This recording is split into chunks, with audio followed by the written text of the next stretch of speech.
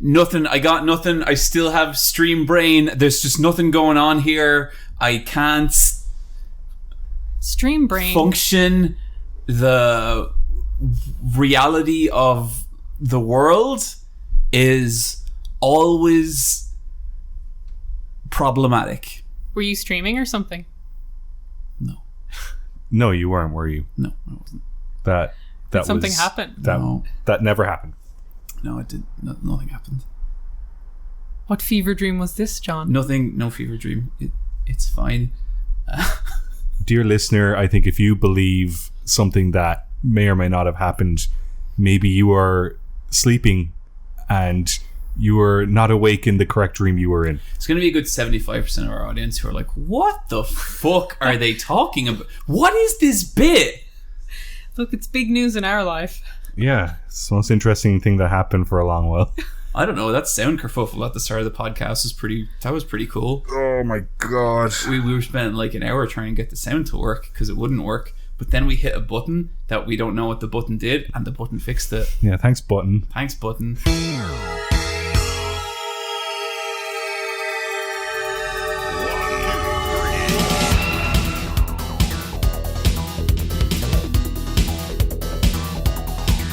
Welcome to the Let's Fight a Boss video game podcast.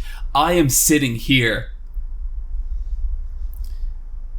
with the two most intricate clockmakers in all of video games. To my left, he goes by the Tinkerer.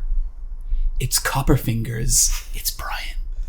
Oh, you can smell me from a yard away. And to my right, her only wife is Lady Time. It's Niamh. Hello. And with you always, I am your host, the Nameless One. You liked it last week. 2 episodes in a row, though. Yeah, but you all loved it. No, it's the thing now. It's my new brand. Would you not be called like the streamer, the gamer, the skeleton master, Bone Daddy Boy? Bone Daddy Boy was taken. The Boner Master. Also taken. I like the Boner Master personally. The Boner Master is probably a real B movie. Yeah. Like I'm sure that exists on VHS. Yeah, we're up to like Boner Master like 56. Oh, we're at like the descendants of Boner Master at this point. The son of Boner Master, the controversial daughter of Boner Master. Okay, guys, listen.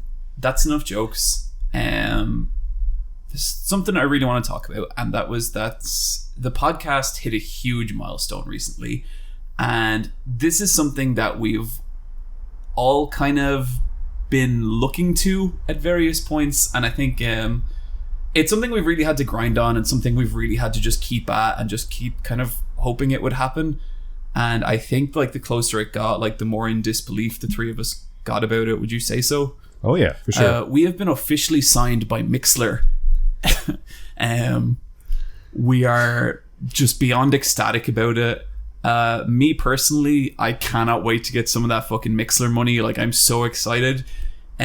This will mean that I am not going to be around the Patreon anymore. I'm not going to be around the Discord. Now that we have that Mixlr money coming in, I can safely say that was my least favorite part of this entire process, especially those of you in the Discord.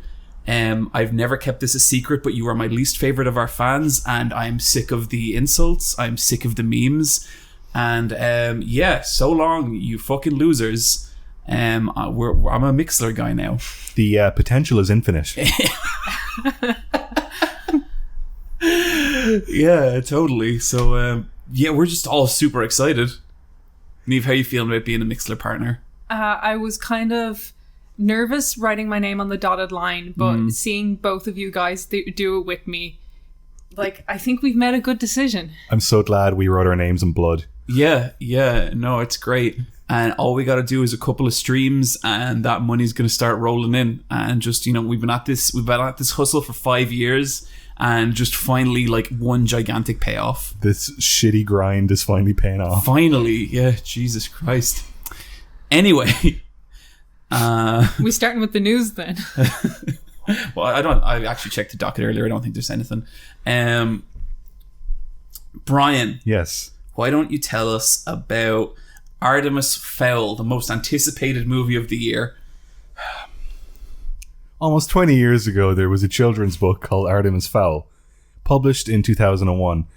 As a tween, I read this book. Are you guys familiar with the Artemis Fowl series? It's about a terrorist who fights fairies. It's about a like secret agent boy, I guess, and there's fairies and they have gadgets and they have their own like super soldier developed hive mind setup, and it's set in Ireland. What? Yeah. I never knew anything It's written by a dude called a dude. He's like 50 something. His name is Owen Colfer and he's from Wexford. And it's I think there's like 9 books in total. And it's called Artemis Fowl, and it's about a boy who's like, I don't know, like 12 years old, and he's very cool, and he's a millionaire, and his dad gets kidnapped by Irish folklore, and it's up to him to solve the riddles. So he uses his millions to save his father? He's really smart, Niamh. So he uses his millions and his brains to save his father. This is a very Batman. It's Batman with fairies. Yeah, okay. Okay. This book series, I guess, came out around the time of kind of children's fantasy kind of getting a bit of an edge to it, getting kind of blending the kind of turn of the millennium like low-tech fantasy is what I call it. And this is around the same time as children's spy media getting a resurgence with things like Spy Kids and Agent Cody Banks. Classic, yeah. And like, this is stuff that we grew up with, I guess, as very young adults. As children. Tweens. Little shits. What is this bit? I just... It was part of the 2000s canon. Yes. It was a big deal. And so this book was published, the original Artemis Fowl book was published in 2001, and when it was originally published, it had a movie deal. 20 years later, that movie is out. Is this the same movie deal, or was this like bandied around forever? This has been in development hell for a very long time, and apparently this movie was made about 2 years ago, and they had to edit what they had into a incoherent fucking shit show. This is one of those kind of bad movies that isn't even fun to watch. I've seen this called one of the worst Disney movies ever. This is, and I know we're only 6 months into the year, this is the worst film of 2020. This is a bad film in every aspect. It's an Irish film. It's directed by Kenneth Branagh. Strike one. Strike two is Kenneth Branagh. His movies are very bizarre. What's he done? He did the remake of Murder on the Orient Express. Oh, that's so bad. That's such a bad movie, Bryan. It's not a it's the worst version of that story. It's a dud. He did the Robert De Niro Frankenstein movie, in which Robert De Niro plays Frankenstein's monster. This movie came out about 2 years after Francis Ford Coppola's Dracula, and it was meant to be kind of like a counterpart to that, where it was, you know, a classic horror movie. People with are such assholes. Yeah, they are. So this is one of those movies where it's an Irish cast. So right away I'm like, okay, because you know when you see something made in Ireland, they're either gonna like do something fun and clever with it, or you're just gonna sit there judging it with your arms folded. And like half the time, it's going to be a magical journey through the city of Dublin. Yeah. Okay, this is the complete like turn it out where like I'd say 90% of this movie takes place in the Artemis Fowl mansion. Oh. There is no adventure to this children's fantasy adventure spy movie, and it is just the most obnoxious shit. The film opens with a 12-year-old boy surfing, and you're meant to be like, wow, he's so cool. Doesn't mean he sounds pretty cool, Bryan. He's a little bollocks. Is this an adaptation of the first book, or is it trying to combine the story of all 9? It's combining about 2 or 3 of the original books, and Owen Colfer, the author, just said, do whatever you want. Like, because I don't give a shit. He got paid 20 the years ago. Hellboy author does that as well, doesn't he? He's like, fuck it, I don't know, do whatever you want. Yeah, like it's not his, like, nothing to do with him anymore. It's their problem to figure out. It is just, it's got a weird cast. So it has like unknown actors as the kid actors. There's Artemis Fowl, who's a 12-year-old boy. There's Artemis Senior, who's played by Colin Farrell. You could tell he did all his scenes in like a couple days because he's in the very beginning, he's in the very end, and he's just looking where he's told to look and saying his lines, and he doesn't give a fuck. That's sad. He's so good when he's good. He is. It's so sad seeing good actors in bad stuff. To kind of follow up her amazing performance in Cats, Dame Judi Dench is also in this movie. Just killing it lately. She is the general of the elves. She plays a almost 900-year-old elf, and she goes around on like a scooter that has a built-in podium. And Judi Dench has a serious health decline at the moment. I think she's like legally blind. Oh, I don't think so great. I don't think she can do theater anymore. So she's just doing like these big budget movies. But you know the way in like Chronicles of Riddick, like she's fantastic in that. Mm-hmm. Where like she's a CGI woman. So you're like saying make her a CGI woman in everything she's in now. Well, in Cats she's a CGI woman as well, but she's a CGI Catwoman. In this she's a CGI elf, and you can just tell she doesn't know what's going on. Oh no, Bryan. A lot of her lines are recorded off camera, so she's saying it to nobody in particular, like as a voiceover, as exposition, and you could just tell like they just brought her back in to just say that stuff, because it also does that thing where like this was a big problem in the 2000s. I don't know why it's happening now 20 years later, where they don't have enough footage, so they need to play the footage in slow motion. You'd see that a lot in like Ridley Scott and Tony Scott movies, where it's that kind of choppy slow motion. Bryan, this is so bad. It's a really, really terrible, like, but like it's not fun to watch either. Like I know people are like, oh my god, I can't, like I watched the entire thing, and it took me 5 hours to watch this 90-minute movie, because I had to be like, okay. So Bryan, I feel like there's a couple of ways a movie can be bad. It can be kind of up its own ass. It can be obnoxious. It can be boring.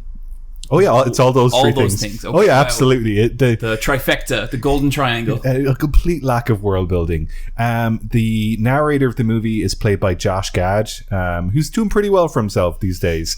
He plays a dwarfinish, and he talks about the Artemis Fowl like family, I guess.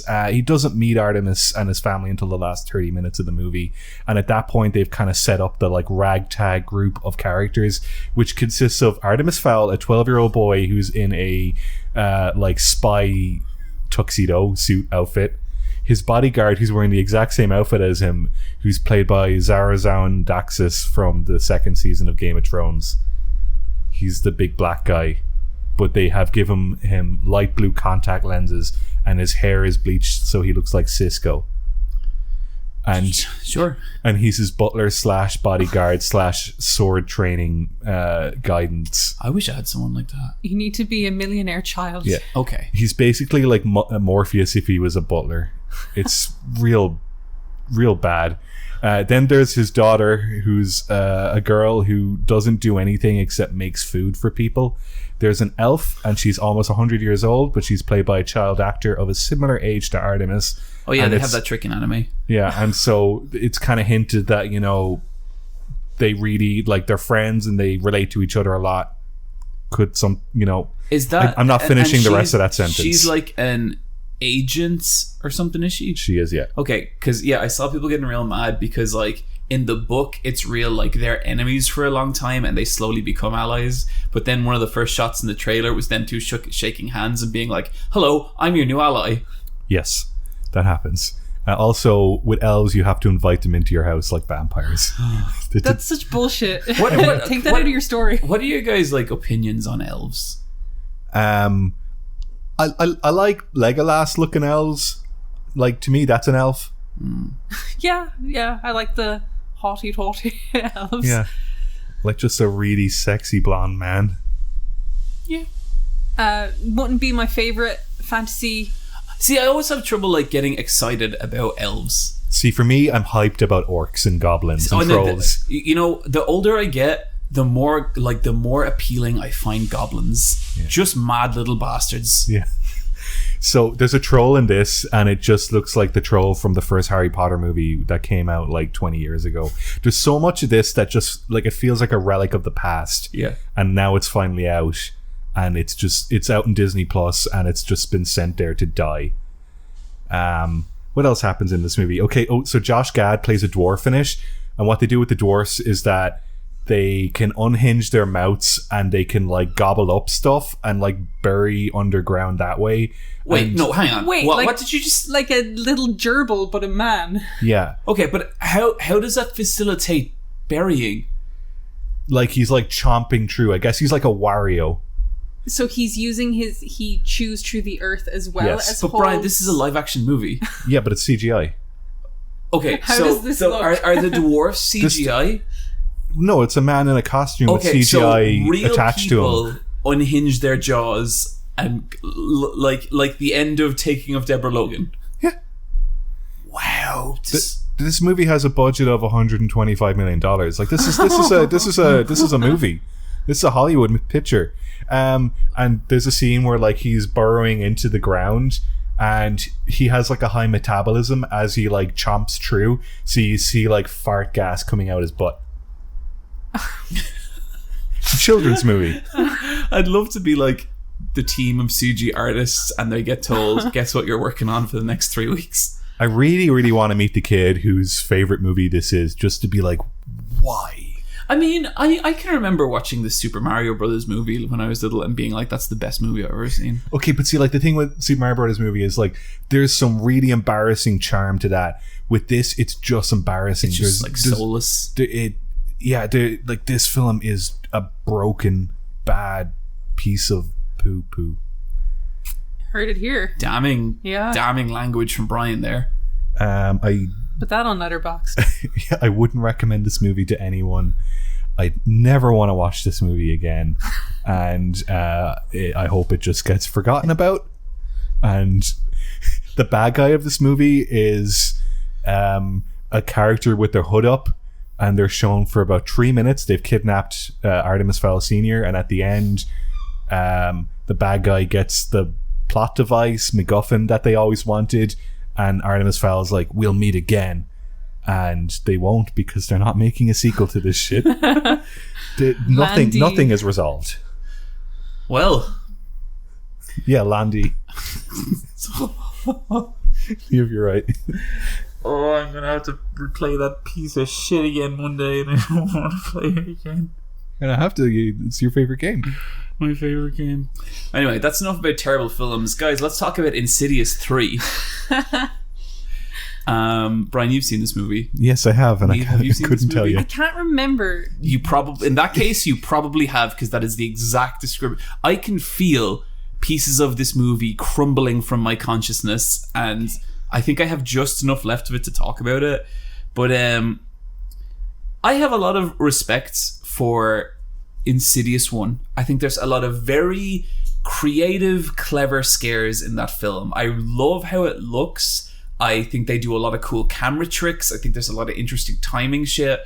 I don't think Insidious 2 is as interesting, but I still think there's stuff there. There's still cool shots, you know? Yep. When she sees she walks by her sitting room and the woman stands up on the couch and she's kind of floating away going, she's doing like this. I do really like come hither finger. I do really like when she looks out at, like from the corner of behind her shoulder, and she's there and she fucking smacks her across the room. Yeah. Brilliant. Yep. Mean ghosts. And Insidious 3 is like if you took everything good about Insidious 1 and 2 and just stripped it right out. This takes place this is a prequel to Insidious. Oh no, so the cast isn't the same. It's not the original. Well, okay, so they appear briefly. You know in Insidious 1, you know the old psychic woman comes into it. And if people haven't watched Insidious, you totally should. I think it's on Netflix and it's fucking cool. I like it a lot. It's a schlocky, silly horror movie with lots of jump scares, but they're really well done and it's super got fun. good characters. I like the psychic woman, and I like the two guys that are like fake Ghostbusters. Yeah, okay. Rose Byrne is good in it as well. She's great. And she's in this one. She's kind of the star. But you know that burning question of how did Rose Byrne meet the two other psychic detectives?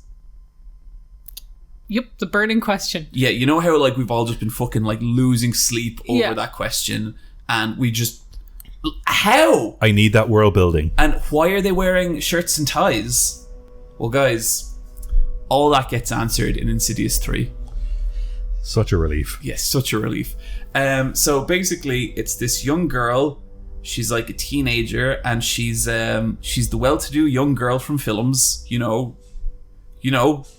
she's doesn't get on with her dad all the time, but god dang if they don't have a nice relationship. You know, that person. She breaks her leg and then starts getting haunted by a ghost.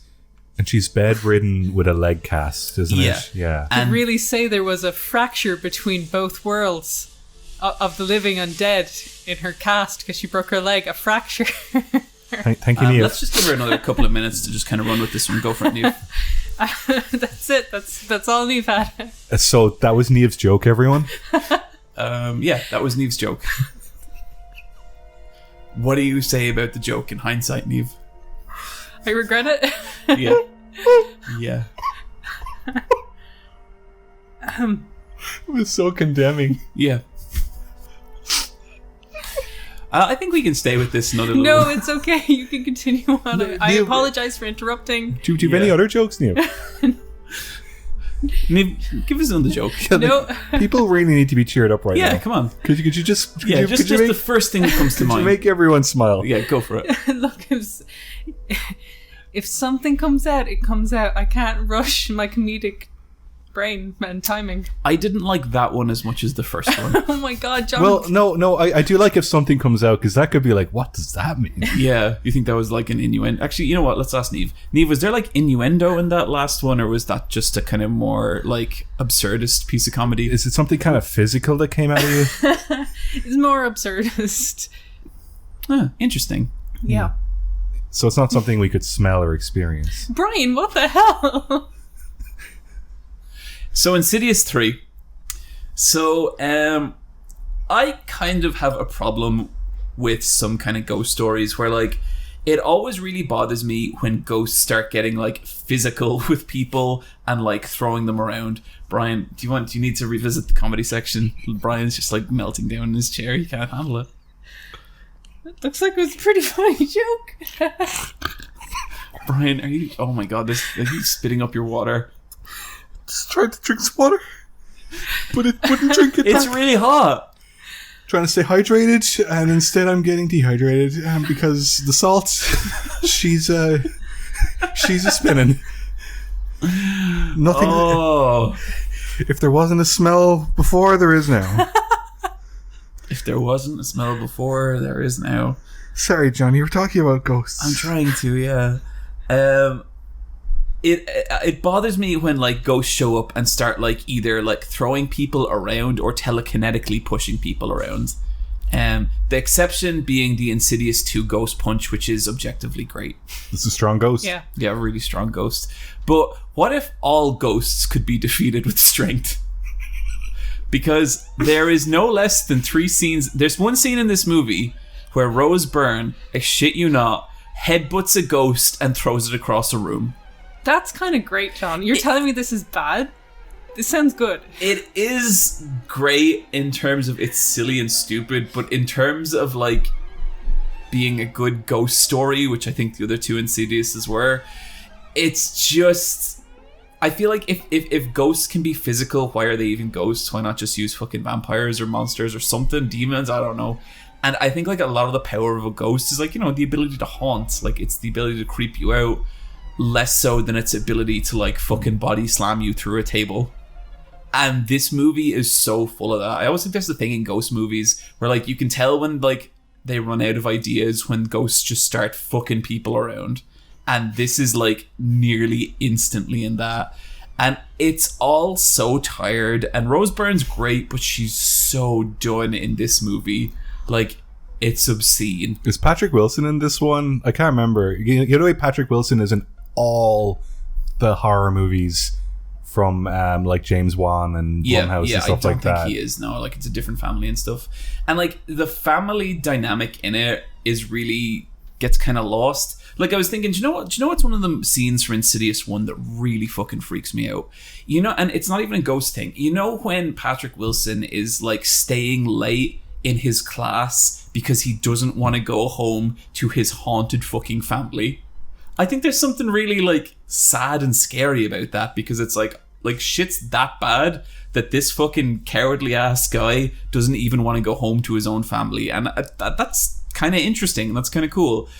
And it's that kind of stuff that is so absent from this movie. It's literally just, there is a ghost, they get the psychic, the psychic goes into the, what's it called? The nether? The other? Whatever the Insidious 2 ghost world is. And she fucking rock bottoms a ghost and gives it the people's elbow, and that's it. That's the movie. Hell yeah. Hell yeah. So, would highly recommend. On paper, it sounds pretty good. Yeah, no, it is. It's a fantastic horror film. It's up there with The Shining and Hereditary. Haley Kyoko's in this. Who's is she? Kyoko? She's a little lesbian singer who's... She's probably the daughter. Yeah, she is the daughter. She was good. She was cute. Because she was a Disney teen star as well. My God, she looks like a Disney star. Mm-hmm. Yeah, she's great. I like her. Yeah, she wasn't bad. None of the actors were bad, but they did not have much to work with. It really felt like Blumhouse were kind of like, okay, we need to shit out a movie right now. And they looked at what they had and they were like, Insidious 3. There's a ghost in this one again, except he wears a gas mask. Uh-oh. And we're gonna beat the shit out of that ghost. And that's what happens. There's like one last jump scare in this, and it's so fucking bad. It's the red man from Insidious 1. Oh. He just like shows up and does the and that's it? Yeah, and that's it. But like that doesn't make any sense, because like the old lady didn't know what he was in Insidious 1. Look, I'm not trying to protect the deep sacred lore of Insidious here. I'm just saying some consistency would have been nice, because I really, really like that first movie. It's good. It's a very good time. Niamh, why don't you tell us about media? I haven't been watching a lot of stuff. Do you want to tell us about your new comedy special? Well, like all lesbians, I have at least 3 Netflix comedy Niamh, specials. what are your Netflix comedy specials called? Only one of them can be called Triggered. I think it's better if they're named after like dogs or family members or something. Okay, just for the emotional point. Because it's more of a storytelling piece rather than like jokes. Okay. I don't have anything. We're really firing on all cylinders today. So Trigger 3. Trigger 3 on the 3D. spot. Trigger 3D. Oh, Bryan. Yes. Why don't you tell us about Yes. the personal history of David Copperfield? I could have just said that, but I enjoyed you like having to say it. Yes, the personal history of David Copperfield. Do you guys know what this film is? No, a memoir. Okay, this is another retelling, another piece of media about David Copperfield. I'm sure there's 100 of them. I'm sure the BBC like squeezes one out every 5 years with a new Colin Firth lookalike. This is a film directed by Armando Iannucci, who's a Italian-Scottish man who is the creator of TV shows like The Thick of It and Veep. And he does these very aggressive, high-paced political satire television shows, and I think he's done 1 or 2 movies as well. He did one called In the Loop that is kind of in the same universe as The Thick of It, which is a fantastic movie. And he did a movie called The Death of Stalin, which I've not seen. I don't know if anyone saw that movie. No. But this is his 3rd film, The Personal History of David Copperfield, and this stars Dev Patel as David Copperfield. Who's David Copperfield, Bryan? David Copperfield is the main character of the book David Copperfield by Charles Dickens. So he's I would not check that again, Bryan. I'm pretty sure he's a wizard. There's also a Vegas magician called David Copperfield. Okay, well then why are we arguing? Sometimes, John, people can have the same name. I have walked past multiple signs that have your name on it, but it was not your place of business. I don't think that's true, because otherwise things would get very confusing. I always thought those signs were just support. On several occasions, you have been beside me when I've seen your name on on billboards. Yeah, you and always I'm like, make me take a photo. Okay, so this is a film, and the casting in it is so fucking cool. You know the way you get these like 19th century, 20th century British period dramas, and they have the same fucking roster of actors. Yeah. A few of them are still in it. You have like Tilda Swinton, you have Hugh Laurie, and you have Peter Carabaldi. I think that's Capaldi. But then you have actors like Dev Patel, who was Anwar in Skins, and he was the main guy in Slumdog Millionaire, and a few other things playing the main role. And so you have this racially diverse cast with other people. You've got I can't think of people off the top of my head right now. That's all right. But the way it's done is that it's still a predominantly white cast. I'd say maybe 50% are still white actors, but then the other 50% are non-white actors. And so it's still a British cast. And I guess you'd see this in theatre a lot, where they'll cast the best actor for the best role, and it doesn't matter if they don't look related to each other. Oh, kind of blind casting. Yeah. Inversely blind casting. They did that at the Frozen theatre show I went to. Yeah. Child Anna was played by a black actress. No, Child Anna was played by a white actress, and then Adult Anna was played by a black actress. Okay, so this does the exact same thing, and it's so fucking cool. Because like it is a story about family, and all these people are related to each other indirectly in some way, and it's about the childhood of the main character, David Copperfield. And it's just him telling you his story and all the bizarre people he's met in his life. And when I saw the trailer for this and it looked really good. Yes, and like it's filmed like a documentary, but the set design and costumes are like 100% like detailed, and so it has this weird loose style to it, but it's also like very well scoped and built at the same time, and it just has this kind of cool energy to it. It kind of feels like some parts of it do kind of feel like simple, but then other parts you're like, hold on, they rehearsed this like 100 times to get this take done right. It feels so natural despite all the detail. Yes, that's absolutely clearly present. Yeah, and like I'm not a fan of like 19th century, 20th century British period dramas. It's not really my thing. But for some reason, this movie just really captivated me, and I really enjoyed it. And I'm looking forward to watching it again. The source material like is a really fascinating thing as well. Yeah. Like, at what point do his powers start to awaken? Do you know what? There's some bits in this, and it's kind of like he has a stand where like he could talk to his past self. It's pretty fucking cool, John. I really like how period film has become this place for weird experimentation, like with The Favourite and stuff. Yeah, I was thinking that because like absolutely. I'm with you, Brian. Like I kind of get turned off by period stuff. I'm just not that into it.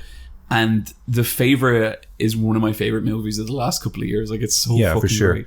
Or just the fact that they're willing to take a chance on like a different kind of story, or tell a story in a more like I guess a more contemporary way.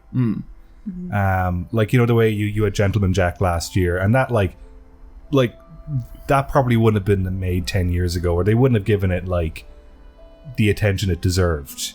And I do think like I'm not sure if this is I think it's a Film 4 produced movie, but like it is very British, and you can tell that it has, you know, a lot of tradition backed behind it, but it's so untraditional at the same time. But it has a very British cast, and they're all well-regarded British actors. And I bet all those costumes were really sourced for accuracy and stuff. Like watching the behind the scenes and stuff like this, it's like, oh wow, there's a whole love and industry built around the historical accuracy of these BBC pieces, Channel 4 kind of period pieces. Yeah. And like, it's cool. It's cool the way it's so like the way it's done is that like sometimes the locations are like very accurate locations to, you know, period pieces, But then, because it'll be the childhood of David Copperfield, there'll be imaginary sequences where a bunch of people live in an upside-down boathouse by the beach. But that's kind of given the same amount of detail, and it's kind of hard to tell what's reality and what's fantasy, because all of the characters he meets, some of them I think are imaginary and some of them are like actual real people in his life, but they all talk to each other and they all revolve around David's life. That's cool. That sounds really good. And it's got this really, really beautiful energy to it. I really, really like this film, and I didn't think I'd like this film because it's not my cup of tea, but I'm so glad I watched it. It was one of those movies where like I kind of had it on the background and I had to kind of stop what I was doing and give it my full attention. It's incredible that he's still going as well. Oh yeah, he's in Vegas now. Yeah, he's nearly 200 years old. And he has a white tiger. That's amazing. Like, fair play to him. That's all I can say. Yeah. Guys, what's it? Move into our strategy talk.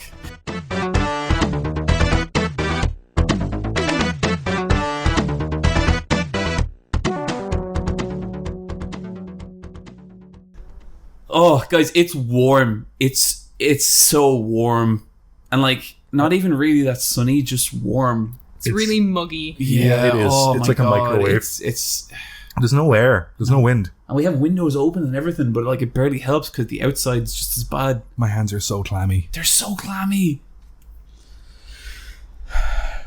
Okay. Okay, we got a big one. We got a big release. Do we go for that, or will we work our way up to it? Work our way up to it. Okay. Yeah, okay.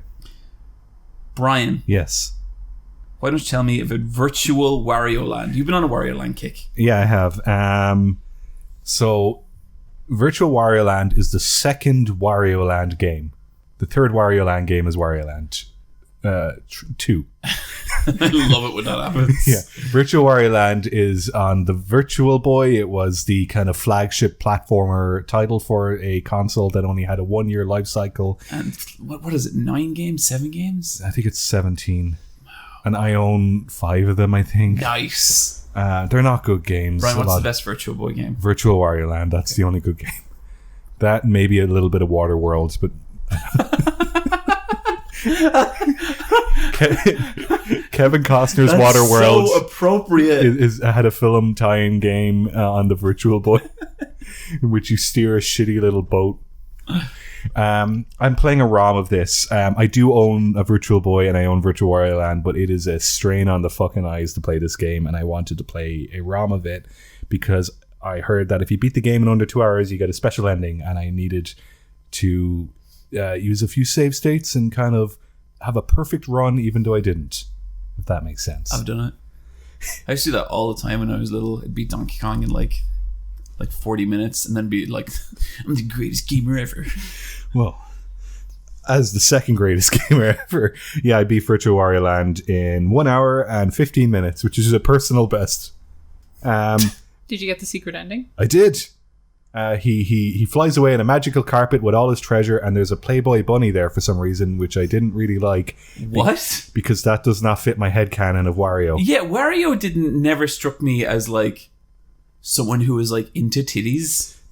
I think what happened was in the 90s, Wario was still figuring himself out, or he was like bi-curious. Now he's 100% gay. Like him and Waluigi. Like he found Waluigi, and Waluigi set him on the right path for life. Like they are a beautiful couple. I wish them the best. They're just two strange men who need each other. I love them.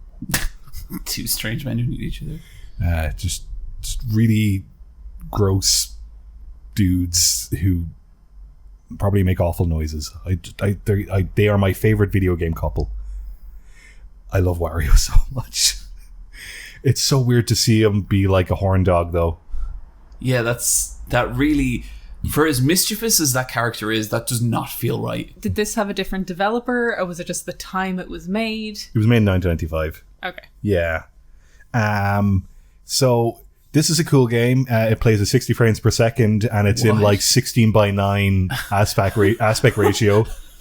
It's fucking nuts. And so I'm playing it on my laptop, so I can play it in 3D. But the 3D of the Virtual Boy is actually pretty good. It's kind of done like a stereoscopic, where it kind of looks like you're looking into a collage of depth images, I guess. And some of Wario is in the foreground, some of him is in the background. Even his sprite is done that way. So like he'll have his like, you know, horizontal sprite like most platformer characters do, but his arm and fist are a layer out above.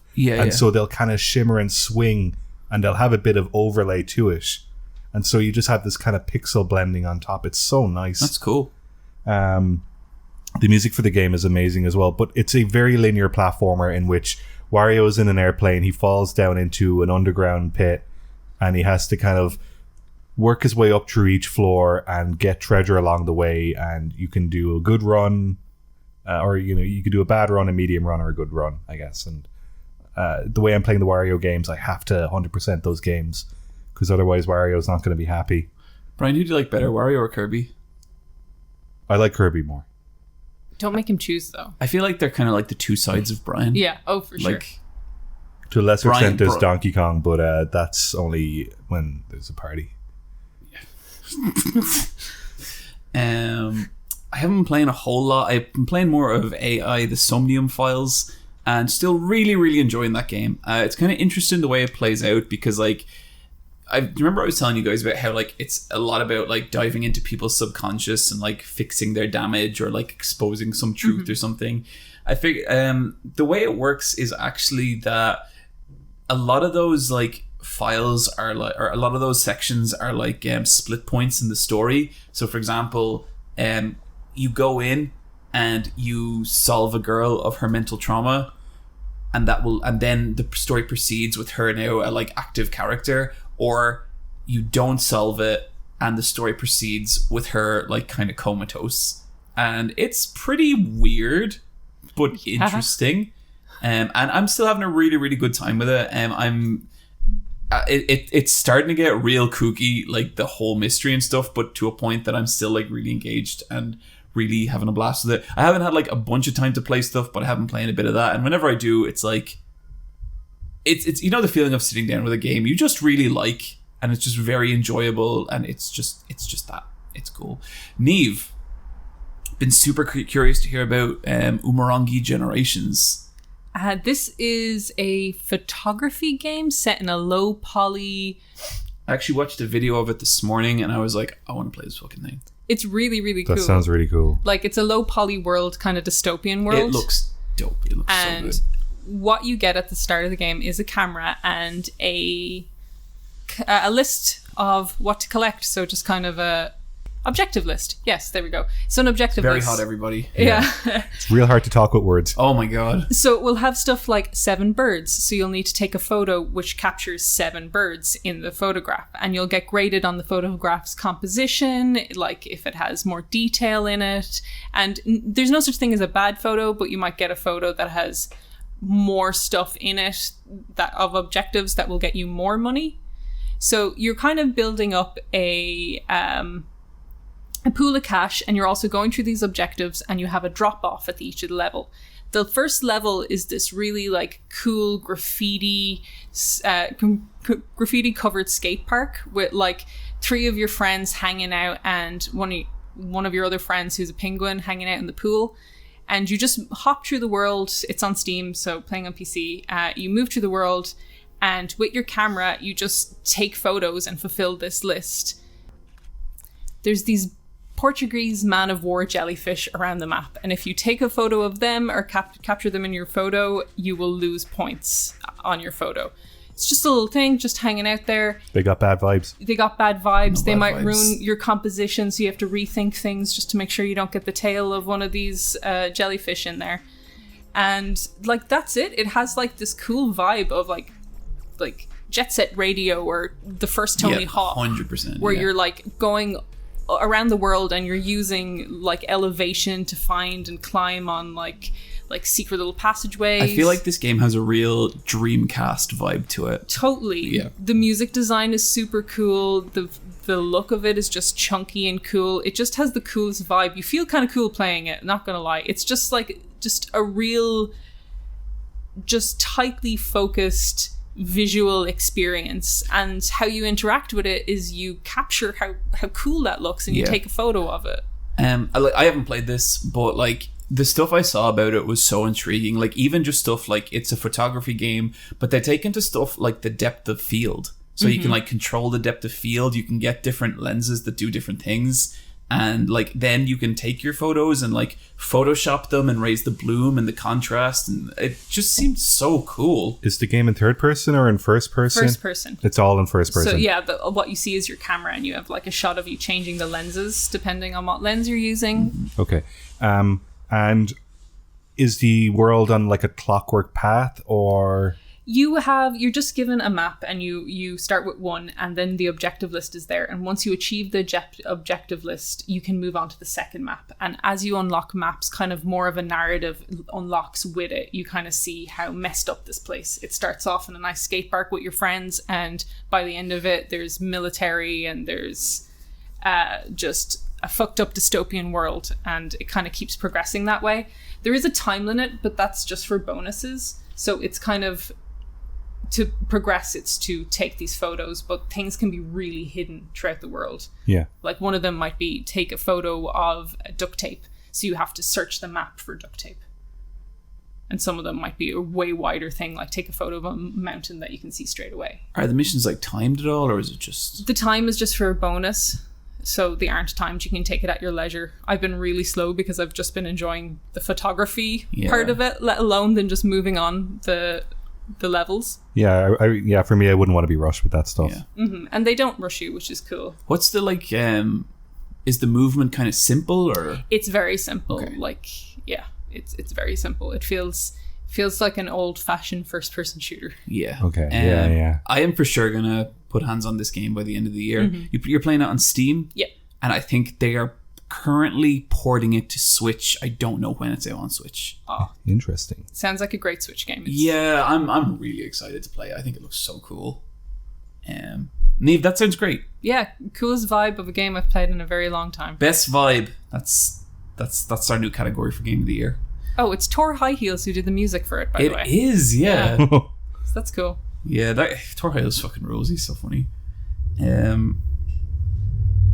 Brian. Yes. Tell us about Wario Land 4. Yeah, sorry, yeah, just not to be confused with Wario Land 1, 2, 3 or Virtual Wario Land. This is the 5th Wario Land game, Wario Land 4. This is the Game Boy Advance game, and this was, I think it came out in like 2001.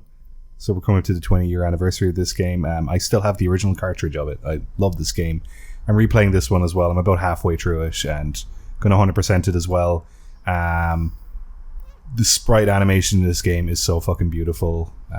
If you're curious to know what it looks like, you should absolutely type in Wario Land 4 into your machine and look at those sprites. They're amazing. And it's got a weird experimental side to it. Like, they made a normal Wario Land platformer, right? But it has all this like extra stuff that's kind of like aesthetic to it.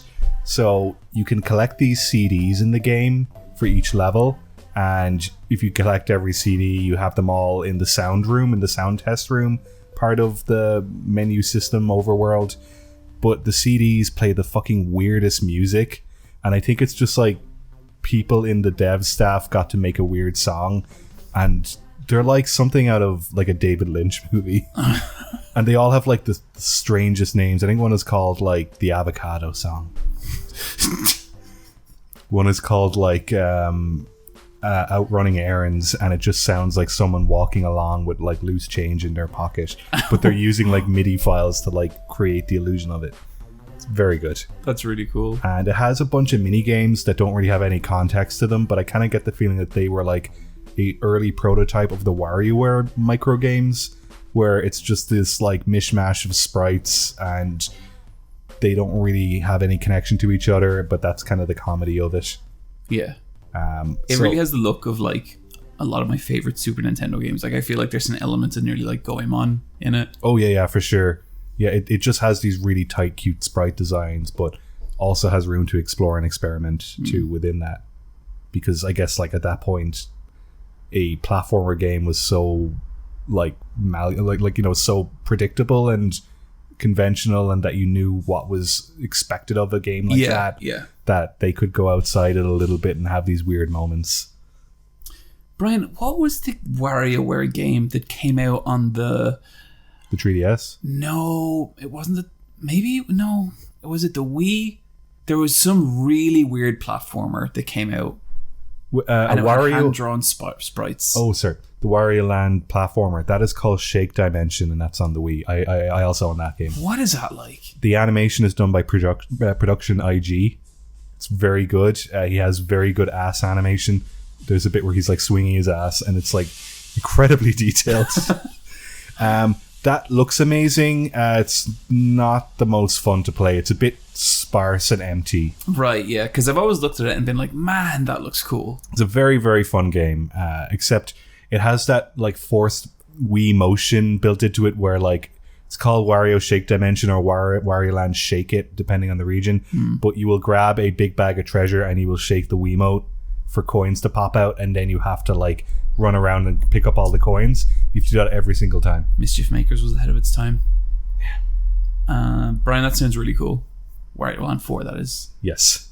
I'm probably going to stop playing the Wario Lands after this because the following Wario Lands aren't made by the same team, and they were kind of like sent out to a lesser developer, and they look great, but the level design isn't tight. Yeah.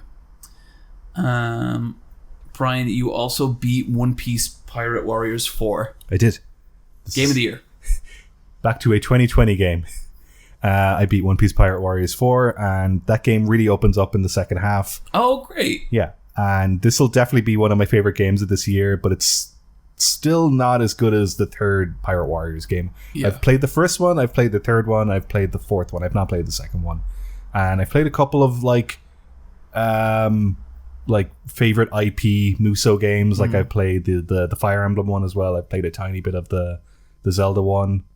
And I like Muso games if it's based on an IP you like. Yeah, and if there's enough love in there for that IP, it can carry it a long way. Yeah. But I don't think it's as good as the previous game. I think there's less characters or less enemies. So like because after I beat the fourth game, I went back and played a bit of the third game. But in the third game, you'd play a level and you'd like punch out maybe like 3,000 enemies in a 10-minute like run. But in this, you'd be like barely scraping 2,000 enemies in a 15-minute run. Right. Like there's less enemies on screen.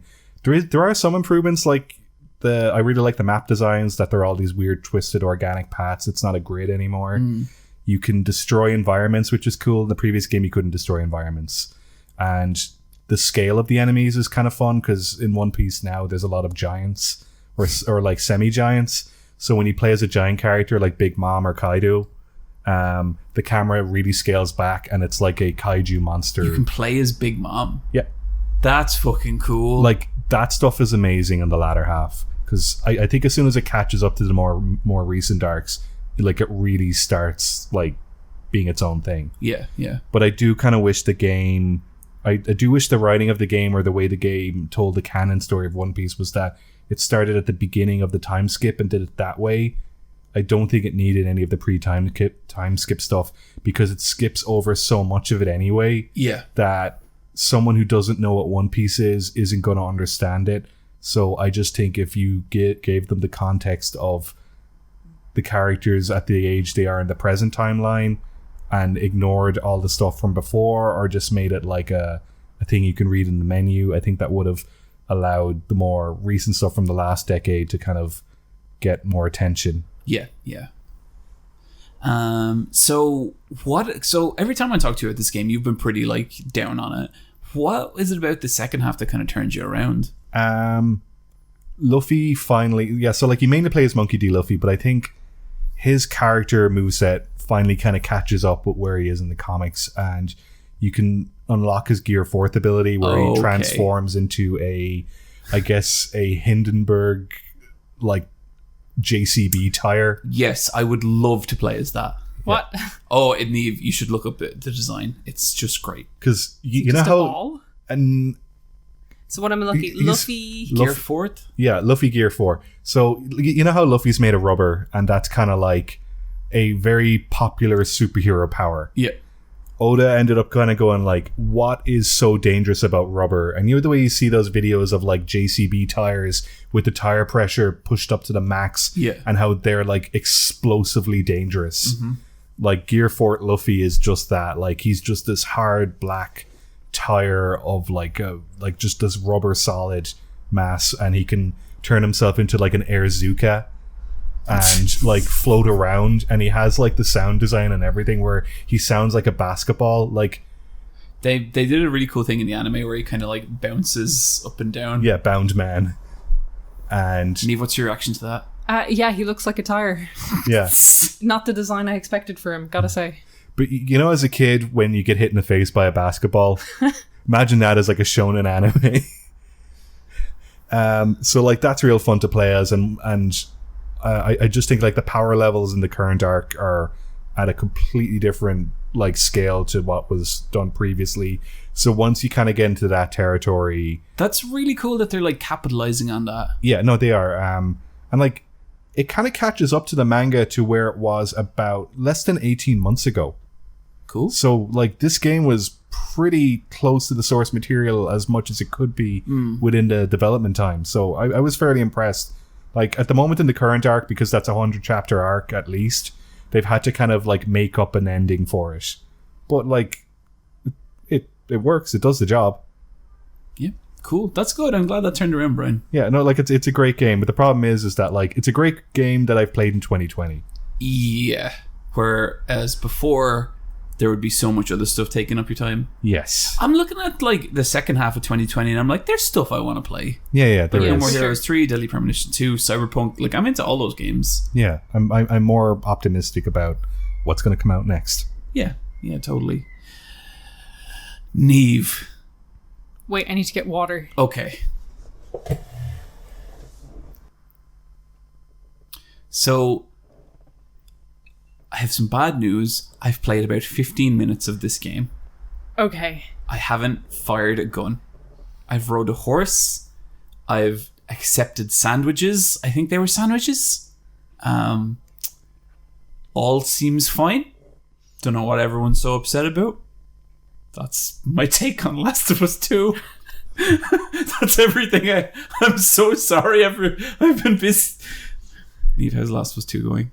Surprisingly okay. Okay. So this is NiamhCon 2020. We were a bit delayed. The guests didn't make it on the day. Pre-registration lasted for a really long time. Ellie. Okay. It was the Last of Us 2 was my guest, John. Keep up. Okay, I'm sorry. And I am having a surprisingly normal time. It's just a video game. Like, it's so... Shut the fuck up! It's so not a new experience in any way. That's the big surprising thing to me. It's just a really normal... AAA 3D action adventure. Yeah, and that's exactly what it is. It's a 3D action adventure, and when it does stuff good, it's great, and when it does stuff bad, it is less great. So I think because it's such a big thing to tackle, and I don't want to go into spoilers because of John, and I'm only a third of the way in, so... Honestly, I wouldn't really care, but people listening probably would. Yeah. It seems like it's a very big game. Yeah. It isn't. It's 30 hours long, which isn't as big as... To me, a third-person action game that's 30 hours long is like, whoa. Yeah, usually it's like between 10 and 15, closer to 10. Honestly, it could probably be shorter, but it's not. But it's not horribly long like something like Days Gone, where you're spending 90 hours with this terrible, terrible story. You're only playing 30. So first off, I'm gonna like break it down into sections just because it's easier to talk about it that way. And like first thing, gameplay, the shooting feels really, really nice. Okay. Really nice feel to the weapons. They just... Like, a lot of what I'm going to say is the animation is extremely detailed. So when you shoot something, you feel that recoil. You see that big wet splat when it makes contact. So it feels good, but it makes contact. Even like the little bits I saw, like a lot of even just the very small little character inflections, like, yep. A lot of people spent a lot of time on this. Yes. It's very nuanced. It's rich in its animations. Maybe not in other areas, but definitely in its animations. But gameplay is super tight with stuff like that. The weapons feel really good. Your ammo is like limited, so you're never feeling like you have full control of a situation. You can just go in bullet spraying. And you play as Ellie, who's 19 years old now. She is on a quest for revenge, for reasons you may assume. And Ellie is a really good protagonist to play as. Her model is beautiful. She's really slim and sprite, which makes her feel fast and dexterous. So when you're kind of moving around and the battles get frantic, like super frantic, the stealth is super tense and you just don't want to get caught because the clickers can one-hit kill you. So you're keeping low, you're using all the stealth tricks. And this stealth, I really like it. Like you can go prone in long grass, you can hop over things and use the environment really well.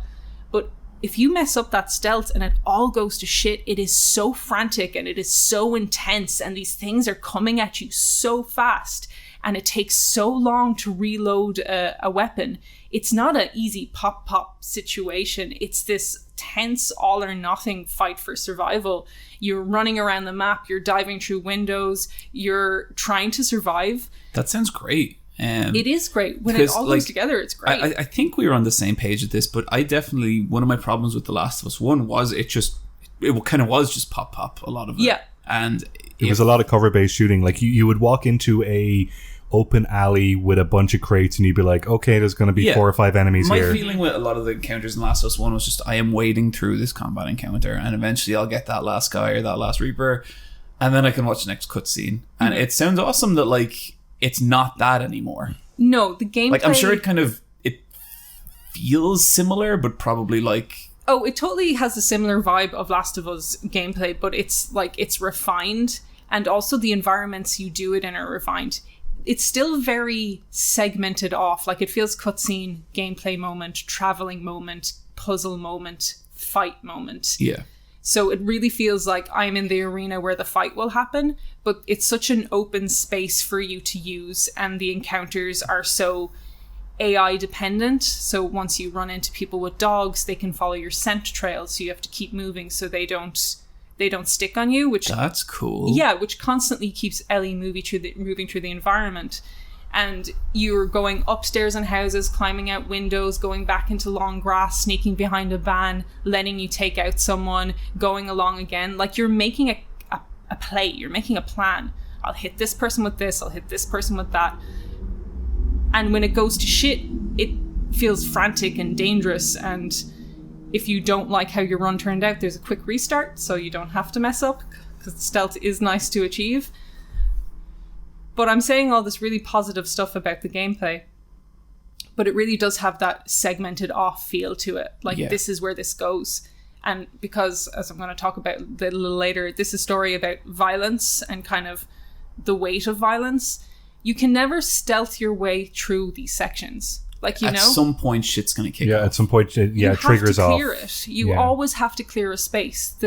You might be able to get away with 1 and 2 if you get a checkpoint area, but it's designed for you to clear it. That is the goal of these combat sections. So it's like, even if you were like, okay, I'm going to stealth on through and I'm not going to engage in this kind of violence, just for your own narrative rationale, or even just to challenge yourself because it has stealth gameplay, it doesn't allow for that at all. The animation detail with the gameplay is where I'm kind of a little in 2 minds for this game. Okay. It is super hyper realistic violence. So when you shoot someone in the head, I said you feel it. And I've complained before about when you shoot something, you don't get that feedback, visual or sound otherwise. In this, you get so much feedback. You get recoil in your arm. You get someone's head burst open. You get the blood mist from a shot appear behind their head. You get people crying their name. You get so much. You get gurgling, you get spluttering, you get screaming, you get crawling, you get running, you get all of this. And the question where I'm at with it is just why? Like, I don't know why it's so necessarily detailed in this respect. Because the detail doesn't come in other places. For example, just talk a little bit about the environment. So Naughty Dog makes beautiful games, and it's beautiful vistas, like stuff you can screenshot, really gorgeous looking. You go into a room and there isn't much there. Like, this is where it's very gamey. You just go around, open files, gets your scrap. Your scrap is used to upgrade your weapons on a tool bench and to create Molotov cocktails and just stun bombs. There's no off the beaten track. There's no little moment of discovery in an environment. The environment are perfectly decorated set pieces for you to run through for the encounters. They aren't a place to stay in or explore. A very nicely rendered combat arena. So it kind of, there isn't that detail there, but then you go back to the hyper-realism with the violence and all the details there. So it's really pushing you to consider violence consistently throughout the game. And it's hard to think about violence when the gameplay is so fun. Like, yeah, okay. You know what I mean? Like, there's like, it's so satisfying. It's so satisfying. I got a headshot. Very good. Like, I got, like, there's an arrow through a guy, picked up the arrow, slid across the floor, climbed out one window, went back upstairs because I knew a guy was there, choked that guy out, throw something out the window. It's like... It's also a little weird sick combos. Yeah. Yeah. It's also a little weird they are offered, like, pre-order, like, bonuses of, like, more ammo and stuff like that. Like that's like, it feels great. So it's like... It sounds like a character action game. Yeah. It's very tight. Like listening to all this, I haven't. One of the reasons I haven't shooting. played Last of Us 2 very much is I haven't been that excited to play it. And listening to you describe the combat makes me kind of like, yeah, let's get up on in there. Like, to me, it sounds like Vanquish or something, where you're just like chaining stuff together. And it's so nice to do a good run. Yeah, when you can get that flow with it, it's really cool. But even if you can't, even when you fail it, like, that's really tense too. Even if you're like shitting it in a corner because there's a clicker there, like, that feels good. You have your AI partner who's Dina, who's Ellie's like girlfriend, love interest in this. And like, she's really great. Like, you'll be in a clutch moment just about to die and she'll like grab the thing, stab it like viciously. And it's always in these split moments where it feels like a real saving grace and really scripted. Yeah, you're not the first person I've heard say that. So it's like, it has this cool dynamicism with it. And like, even when you go to do a stealth takedown, the other character will do one as well with the other person in the room. And like, stuff like this has been done before, but this feels so organic and not as cued. Yeah, sure. You're missing the kind of beats where the game is starting to play itself kind of thing. It just feels very fluid into each other. Then the story, like, I think it has a tone problem. Like, that's it. It's so moody. There's never any levity to it. Do you know, I've heard that a lot, and it's a shame because I was like, okay, like, I wasn't a huge Last of Us fan. I didn't hate it. I didn't love it. It was a video game I beat, and I thought it had some good moments, and that was kind of it. But I was like, okay, what's the moment from Last of Us that really stands out to me? And it wasn't even like the giraffes or anything like that. It was the moment where I think it's the first time there's like a quiet moment with Ellie, I think, and she finds a porno magazine in the backseat of the car, and she like teases Joel about it. That was my favorite moment of The Last of Us. And from what I've heard, this sounds devoid of that kind of stuff. Again, I'm only a third of the way in, but I feel like I've had the nicest moments in it because these were the moments when Ellie and Dina were traveling alone together on their way for their revenge quest. So I feel like I've had the moments where that could happen, but it was severely missing. There's a lot of moments where a lot of things dramatically happen, and I felt there was no real hit of emotion, of sadness for me, because I didn't get that respite, that reprieve, that kind of moment of quiet. Like, I like the edgy shit in story. I like the fucked up violent stuff. I like that a lot. But one of the things I like about it is because it makes like bright moments stand out so much. It makes little human moments stand out so much. And I know you're saying like you're a third of the way through this game. From what I've heard, it only kind of gets darker. But if those moments are missing from it, it does kind of make me wonder, like, what are we doing here? Yeah. And like, I'm going to give a light spoiler warning, and we'll have it timestamped. Because I'm going to tell you about Shimmer the horse. So this is, to me, kind of emblematic of what kind of shock violence this kind of game is. And it kind of feels like the violence in this is used as a jump scare. Like, it feels very rarely earned, but there for me to look at and feel shocked at. Like, I'm meant to be... It's doing its job. It's meant to shock me, and it is shocking. But it never feels like the reason was earned for... I don't understand the why of it. And I'm going to explain this a little with Shimmer the horse, because I think Shimmer is a great example of this. Go for it. So the horse you and Dina are given to ride away on your adventure is called Shimmer. You're not told this information through like much conversation. It's just kind of said as a offhanded comment. They don't really talk to the horse. They don't really engage with the horse. The kind of horse feels weird to even ride on. It's very high up. And it just doesn't have a relationship with Ellie and Dina. There is never any little cutscene like of them camping at night and saying goodnight to this horse, or being like, we shouldn't push her any further, or just any acknowledgement of it. Give the horse an apple. Yeah, exactly. Give the horse a fucking apple. But a moment like that is a moment. Yeah, it's human. It's natural. There's a sweetness to it. Yeah, there isn't that. The horse is just kind of there. And I thought for ages they weren't going to name it until Ellie just went, oh, something Shimmer. And I was just like, okay, I guess her name is Shimmer.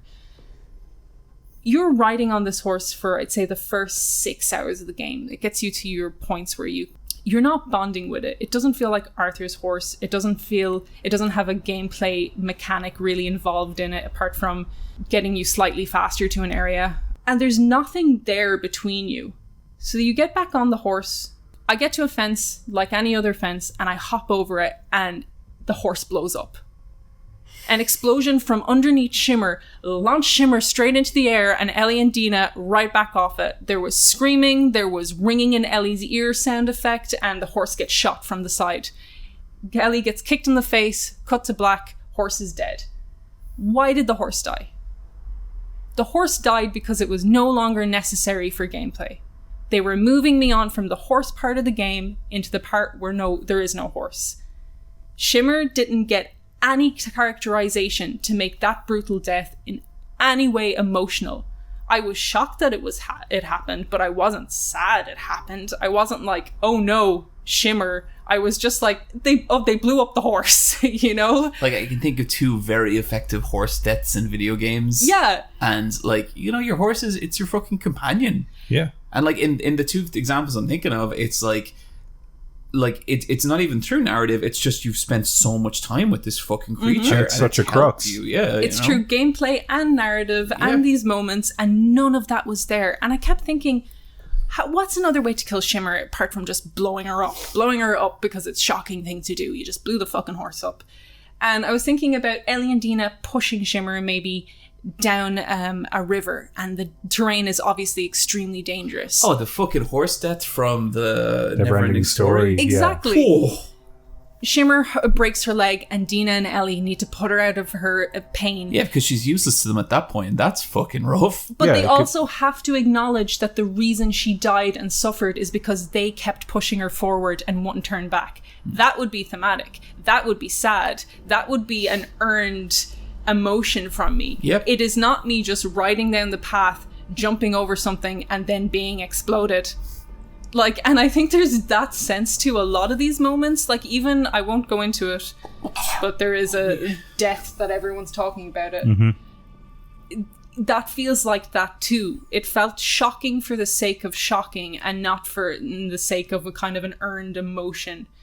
And like Shimmer, and like all these things, like the AI, people will shout out the names of their friends that you've killed.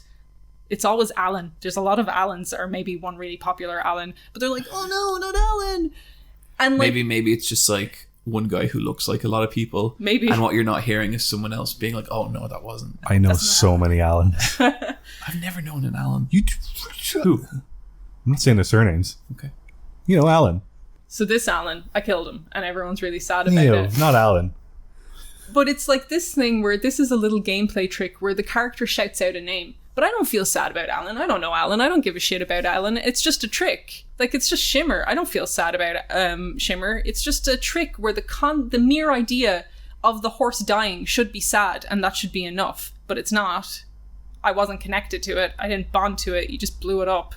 And the whole thing with Ellie is that she's motivated by a shocking death, and it's spurring her on, and all these other deaths are just irrelevant. Yeah, she hasn't questioned maybe her role in all the murder yet. Dina has kind of said, like, is this worth it? Basically, Ellie has a kill list of everyone who was in the room when what happened to her happened. and she's going through it, but so far hasn't killed anyone.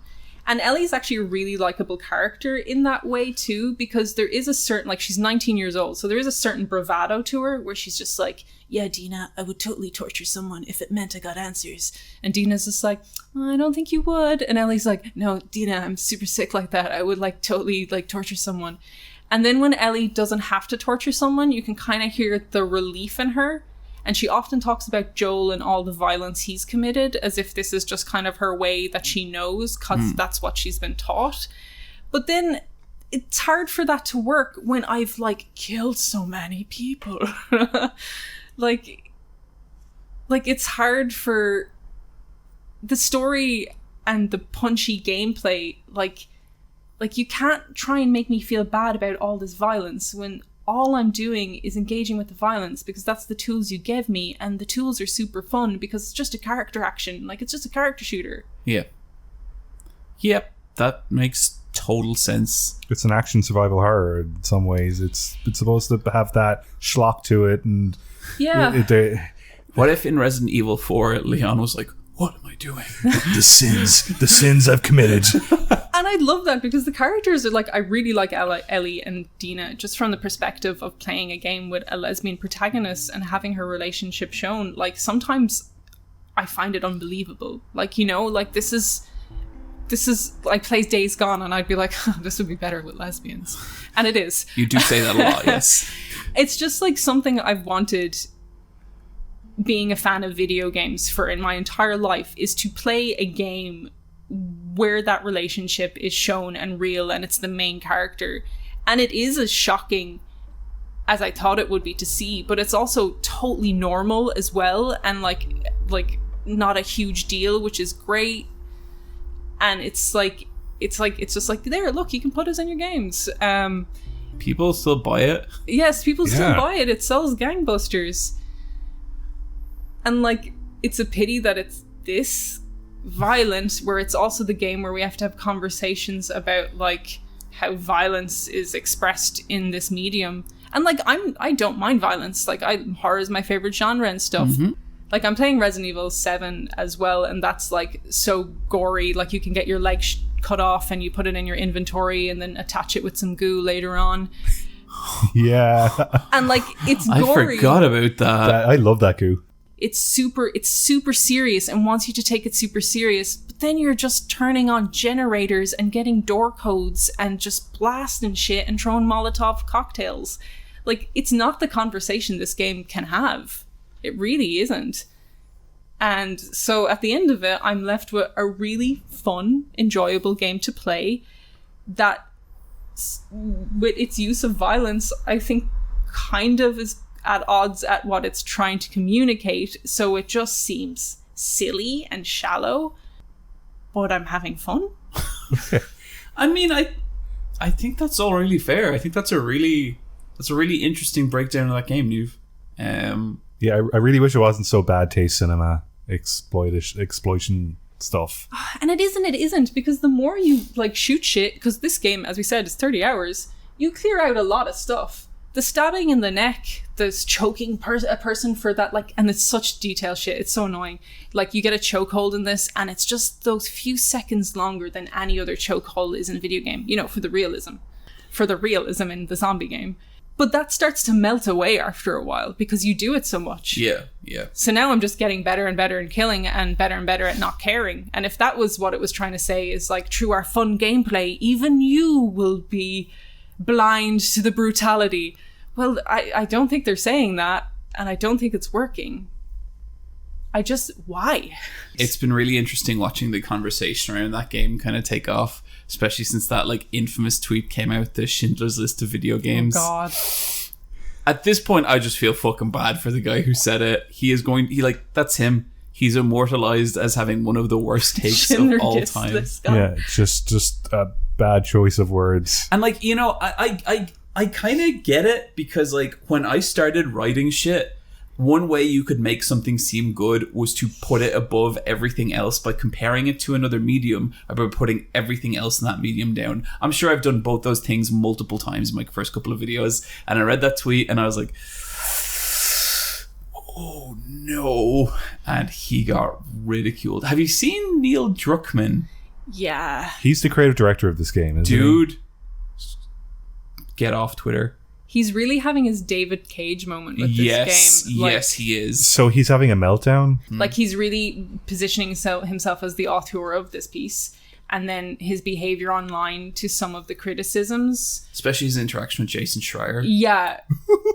Like, obviously a lot of the criticisms are just people trolling him. And I'm sure that is genuinely very hurtful when you spend 3 years working on something. But at the same time, if you can't poke a little fun at your own fucking video game, like, the thing he took issue with was people making jokes about, like,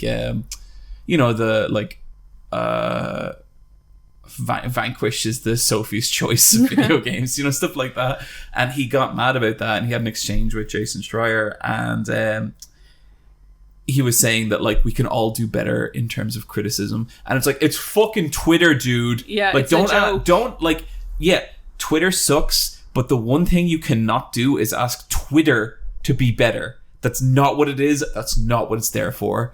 And then, Cory Barlog, the God of War guy, came in and was like, a lot of your pieces lately, Jason, have been just very mean-spirited, but I guess tearing us down is your bread and butter. And it's like, but Jason Schreier doesn't write fucking reviews. Like, he writes, like, investigation pieces on, like, labor violations. Like, what the fuck are you talking about? And it bums me out to see people being like, no, let's defend these game directors of these fucking multi-billion-dollar companies. It's like, fuck off. Like, no, you are not aligning yourself with the good guy in the situation. And, like, I get that being a game developer, especially a AAA game developer, like, a director of those games probably comes with a lot of stress. But at some point, like, you made a fucking video game, dude. They deserve the same amount of teasing as Michael Bay. Like, that's just, it's fair game. Yeah. And I think that's, like, been a huge problem with this. I think the marketing for this game, I think the conversation around it by Neil Druckmann and people, like, pushing this game set expectations at a really weird place, because this is another Naughty Dog game. It has, like, the DNA of The Last of Us and Uncharted all over it. I laughed out loud when I first pressed the jump button, because it's a silly splayed jump, and it broke the illusion. Oh my god! Why is there a jump button in this game? The wobbly arm. Yeah, I know exactly what you're talking about. I can't believe there's a jump button. That's so silly. Does she make different exertions? Like, Not that I've noticed. I don't use the jump that often. To be honest, a lot of the idle animation isn't as in-depth as the murder animation is. Yeah, you can really tell where the stuff was priority. Yeah. And, like the models are beautiful. The cutscenes are, like, impeccable. They're very... I will say this, it looks a bit sterile sometimes. It's lit in a really weird way where it looks like actors on a soundstage. Like, really even lighting in some of the kind of interior kind of I've seen some cutscenes, and it has that video game thing where the rooms are like 25% bigger than a normal room should be to allow for, like, characters to kind of like not bump into each other. But because of that, it looks a bit, it looks empty and sterile. It looks like a stage play. And, like, you think about stuff like, I'll just give an example I liked recently. In Judgment Eyes or Judgment, Yagami's little office, you have to shimmy by a isn't there little, like, button prompts to do that stuff's so humanizing. He's got to squeeze in behind his desk. To interact with that space. And it's not like I'm saying that these spaces need to be interacted with, but these are so open, and it just seems to facilitate staging and acting, because when a lot of the stuff is happening, it really feels like a performance put on for me, the player, watching this, rather than an intimate moment between the characters on stage that I happen, like, in the game that I happen to be watching. Like, Ellie plays the guitar for Dina, but it wasn't really for Dina, it was for me to see Ellie play the guitar. You know what I mean? Yeah. It has that feel to it a lot of time. It's just like, are you looking? And it's like, yeah, I'm looking. This is a thing I've always wondered about more recent AAA games, but you know the way, I think it was very, very common in the previous generation, but you know the way you would have those bits where you're forced to walk down a corridor and listen to an NPC or two kind of give you the gist of the RAM loading section. Yeah, the RAM loading section. But you know the way in older games the NPC would talk to you, but they would stand in a spot and talk to you, and you would have to go over to them and look at them in the correct spot to actually have the illusion work. Yep.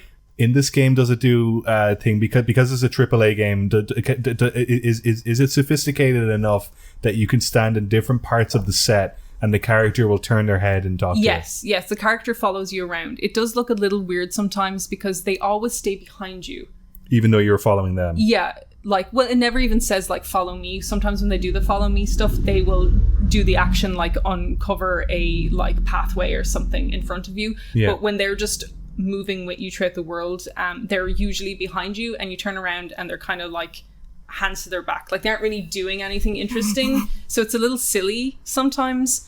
Like you try and get a nice screenshot of the two of them together, and it'd be like Dina like 3 meters behind Ellie, just kind of standing facing the other way, like she's there, but then so you have stuff like that, and like Dina will sometimes like crawl out in front of people, but she can't be spotted by the AI, so it doesn't matter. God, it's 7 years later and they still haven't figured that out. Yeah, and well, I think they kind of have. It's just that's their solution, because the other solution is the AI catching Dina, which is nearly worse. Yeah, because then you're babysitting them as well. Yeah, and she can be caught, but it has happened literally once in my entire playthrough. You just have to break her out of it, and it's when things really go to shit.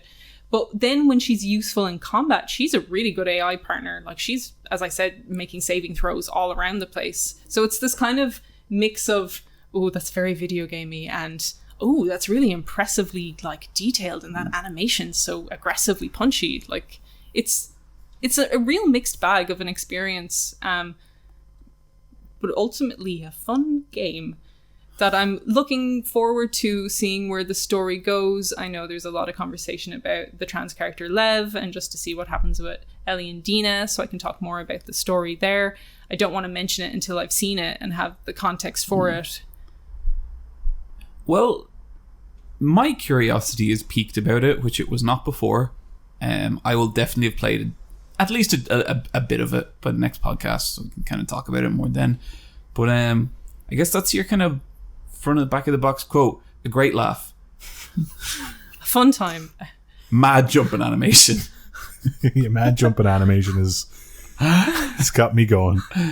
Niamh, good talk. Any final thoughts on Last of Us 2? I am looking forward to getting back to play it. It's actually way easier than you would think to sit there and play a big chunk of it. Cool. Good stuff. Quicktime Events.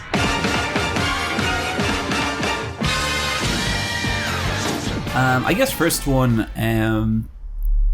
there's been the speaking out movements where a lot of different people have been outed for a lot of different things, and it's been kind of crazy watching this because it's been across so many different industries. It's huge. I think it I don't know if it started in wrestling, but wrestling was one of the first. Yeah. It started in comics as well, I know that. And comedy. Yeah, and comedy. Yeah, comedy, and of course video games, and you've seen some people outed, and one of the biggest ones was Chris Avalon, which is very disappointing. I'm told not surprising, though. Apparently this stuff has been going back a long time. Chris Avalon, he's a writer in video games, and he's done a lot of stuff on, like, I'm not sure if it's Baldur's Gate specifically. I know he worked on Baldur's Gate Dark Alliance, but a lot of that lineage, he's touched a lot of that stuff, and it fucking sucks. Like, it's really weird to just process all that stuff. And honestly, like, the video game stuff got me a bit, but a lot of these people, like Chris Avalon, I'm only kind of tangentially related. Seeing some of the wrestling stuff come out has been fucking nuts. Like, Bryan, we were kind of talking about how me and you watched, like, we went to an OTT show last year. Yeah. We watched a 40 to 50 minute match between David Starr and Jordan Devlin. And they've both been outed as predators, and it's like, wow. Yeah. Fuck. It's, yeah, because, like, I guess with wrestlers, they're kind of like semi-role models, you know, like, you are rooting for someone out there. And wrestlers have a lot of power over their audience. Yeah, they do. It's fucking sucks. I think it's important that, you know, this information is out there. It's really, really difficult to process. It's crazy. Like, I don't really want to get too much into it, but, like, even a little closer to home for us, there's been some stuff, and that has just been so shocking to process. But, you know, like, hearts go out to the victims. It's super brave that people are coming forward. It's like I always say with this stuff, I hate that it has to happen. I love that it's happening. Like I love that people it's important getting that their it voice is out there, and you know that they aren't being just like shouted down by a mob. Like it's important because we got some fucking cleansing to do, and when this shit is happening behind closed doors, I think it just I can't imagine like the environment of fear it facilitates for people. Like imagine being just terrified to go to your job or to go to like, you know, an industry event or a convention or something like that. It's really fucked up. And so, you know, mad props to everyone who is coming forward. It's it really sucks.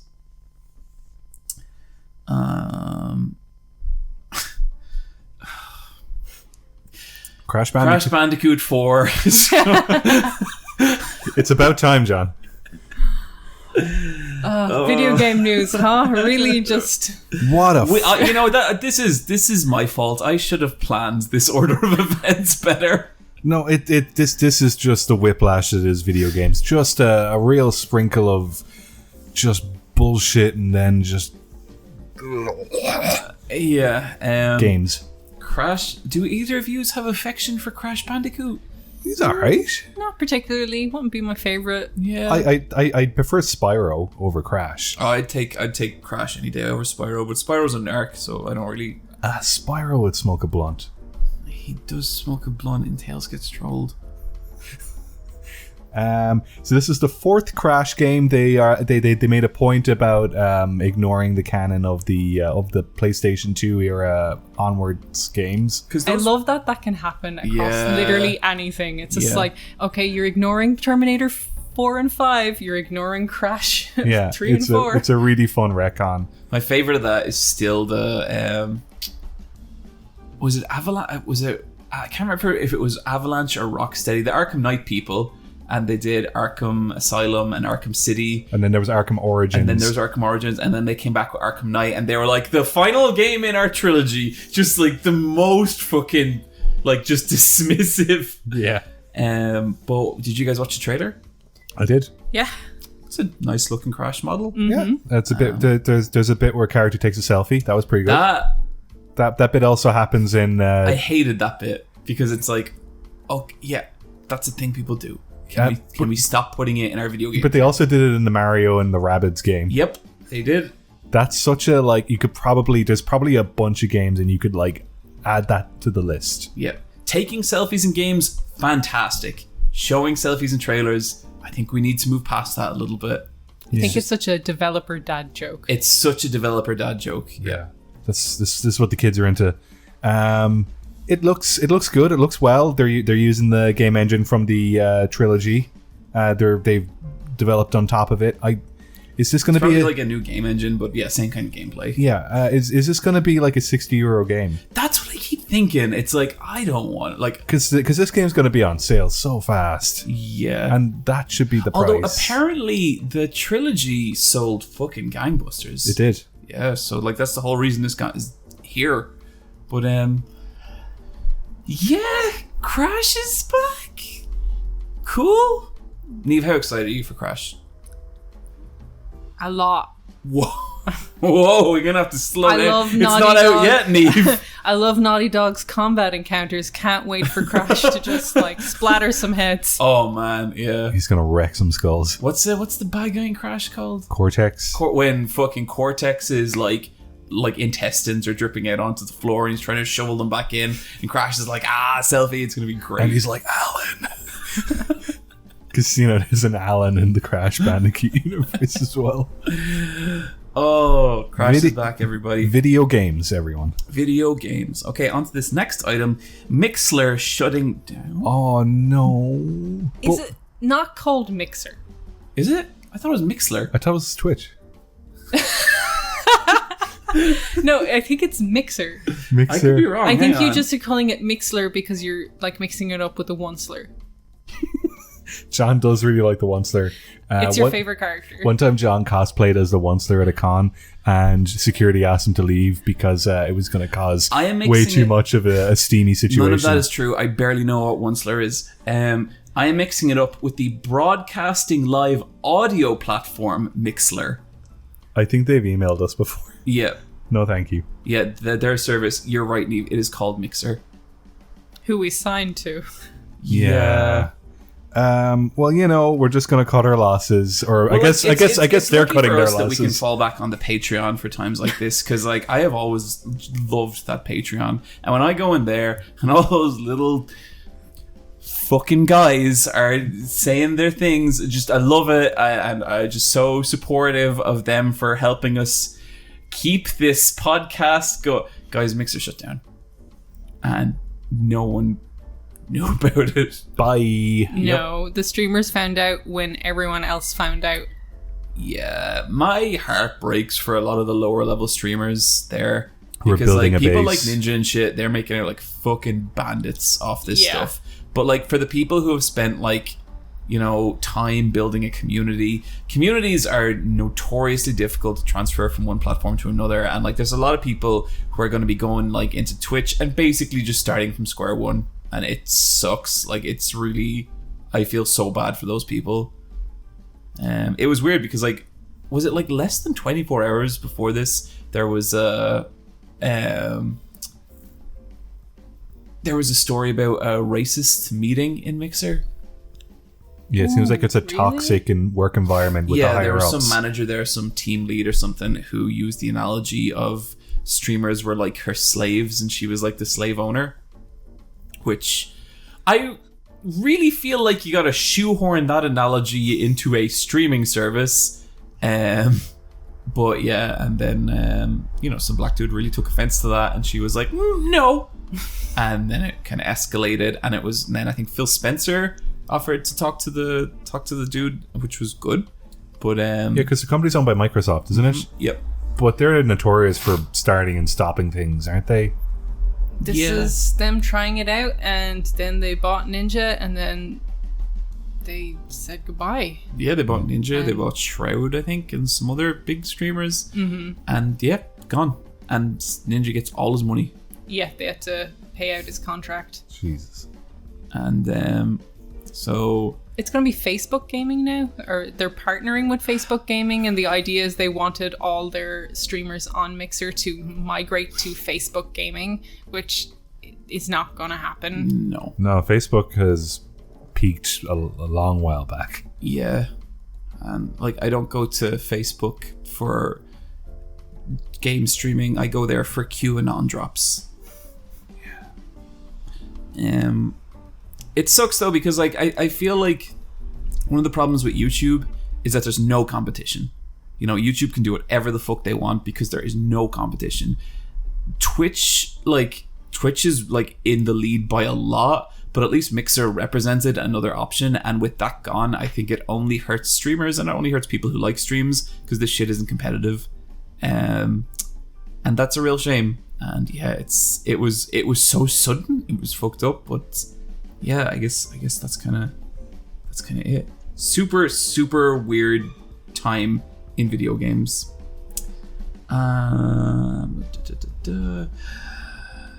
Billy Mitchell's back. He's back? Yep. Has he still got that beard? He's still got that silk hair? Yeah, absolutely. Still got that all-American tie? Still got that all-American tie. Great. His high scores were reinstated into the Guinness Book of Records. All right.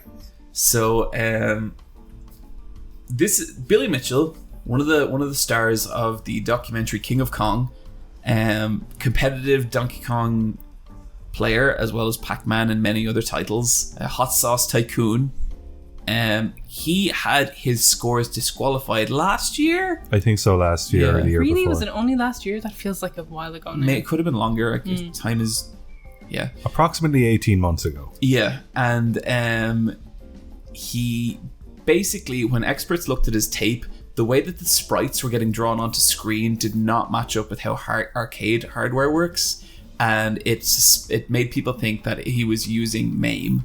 And that was a complete disqualification, because what you could do with MAME is you could use a lot of different save states and basically stitch together a perfect run, not unlike how Bryan beat Virtual Wario Land. Yeah.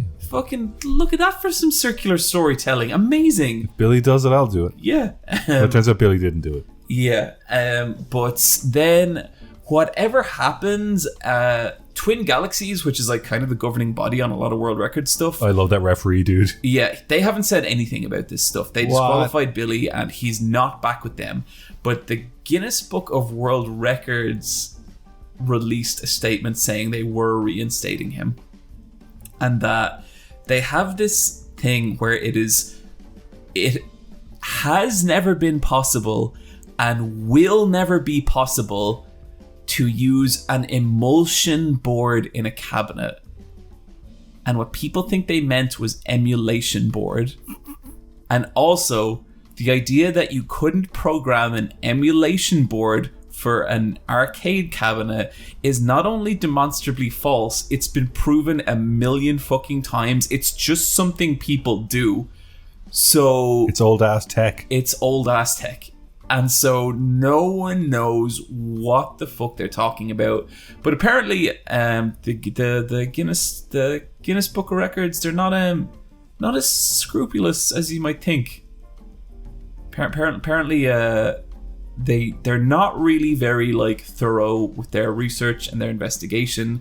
And if you get in good graces with them, if you pay them a little money, you could have the longest toenails. Yeah, you could have the longest toenails. So, there you go. Billy Mitchell's back. In the most Billy Mitchell way he can be. In the most Billy Mitchell way possible.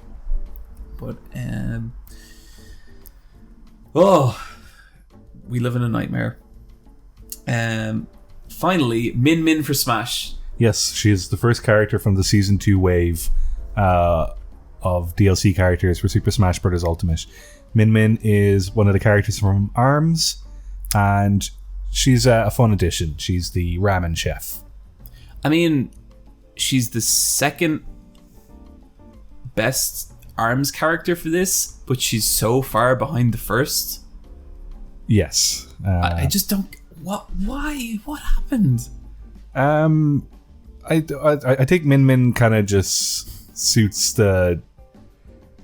I think with ARMS they're trying to go for kind of a fun, cute thing, and Min Min kind of embodies that. Let me tell you about Twin Tails.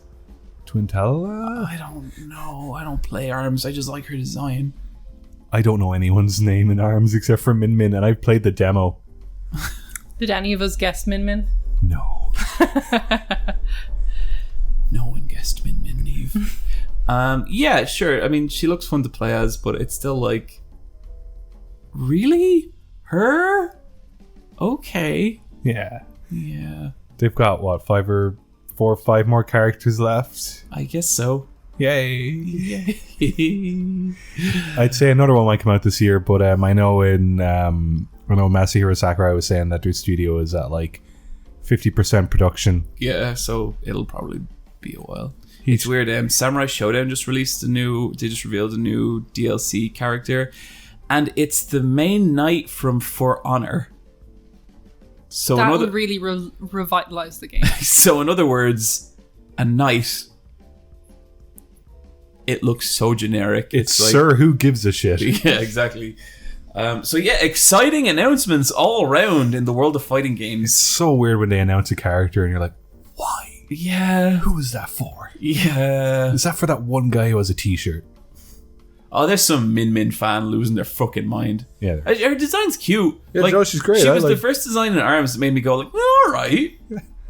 I liked her animated trailer. I like Sakurai explaining the character. The trailer was super cute. Yeah. I like Sakurai's living room. That was fun. Nice. 2 TVs. I think. I don't remember. Yeah, 2 TVs. Yeah, for comparing stuff. Guys, let's say move on into some emails.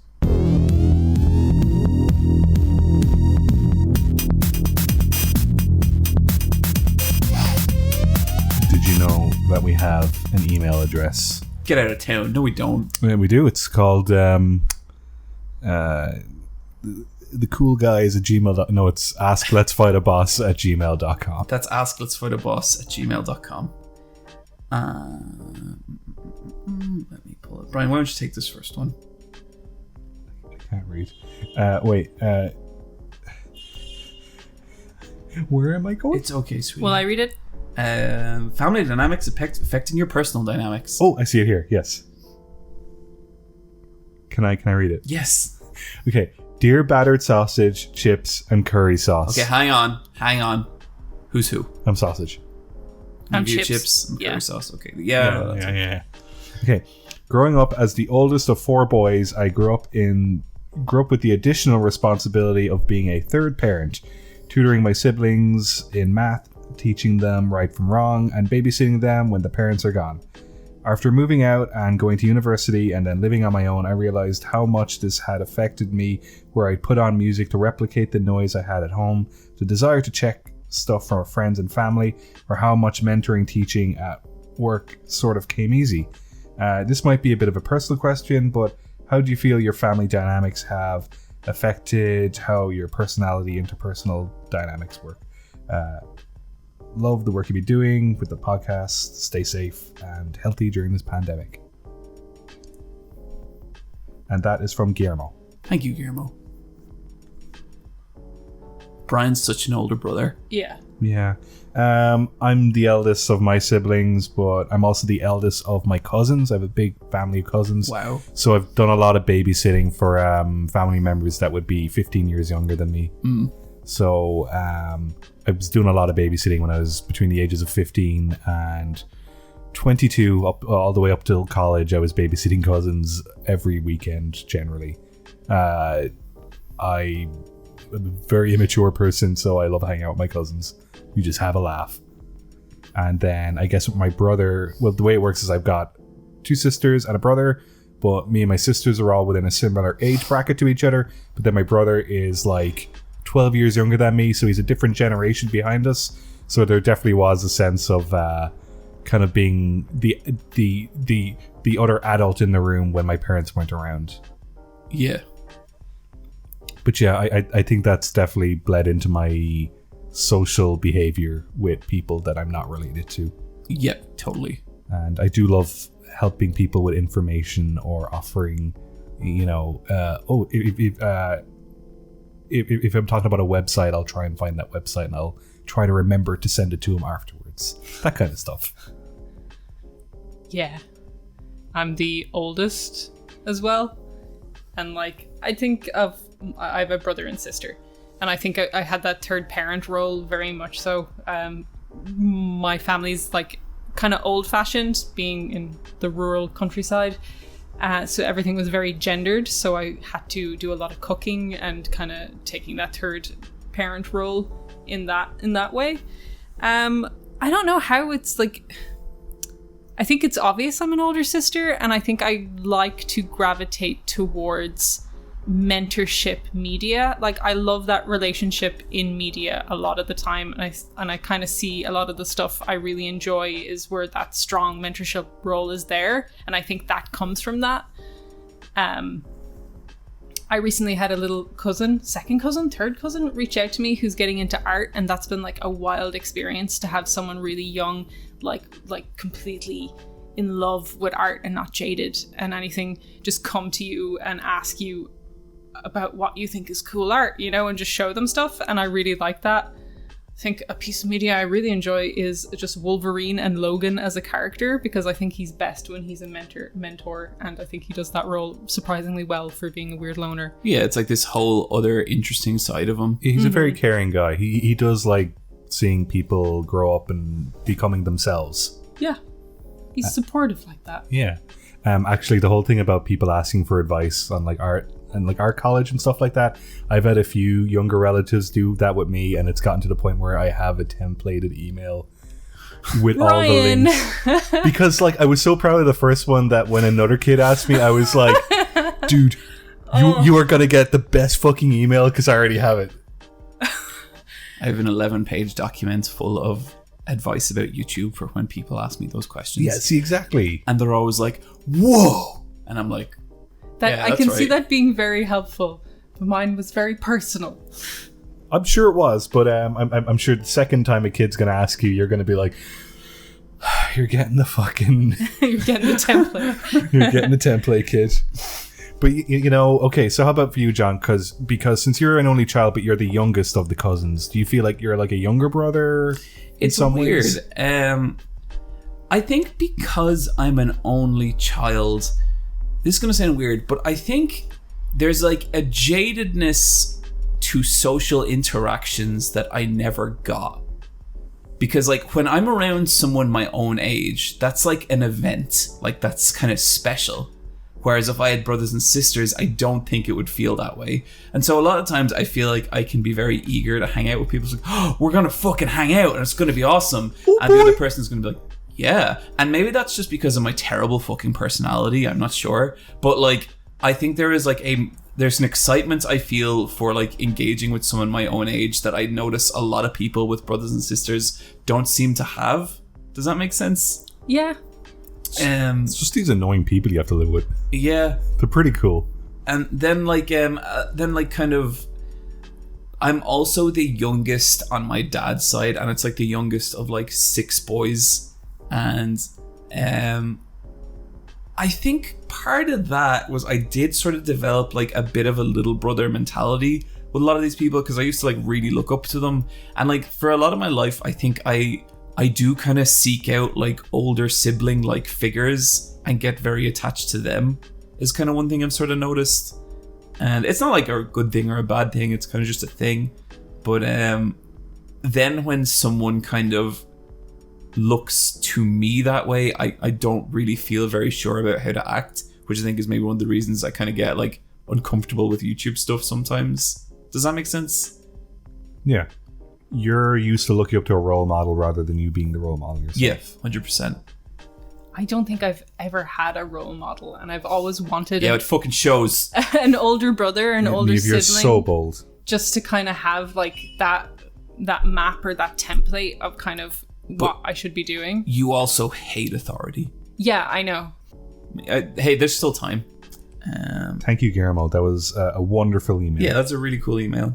Niamh, why don't you take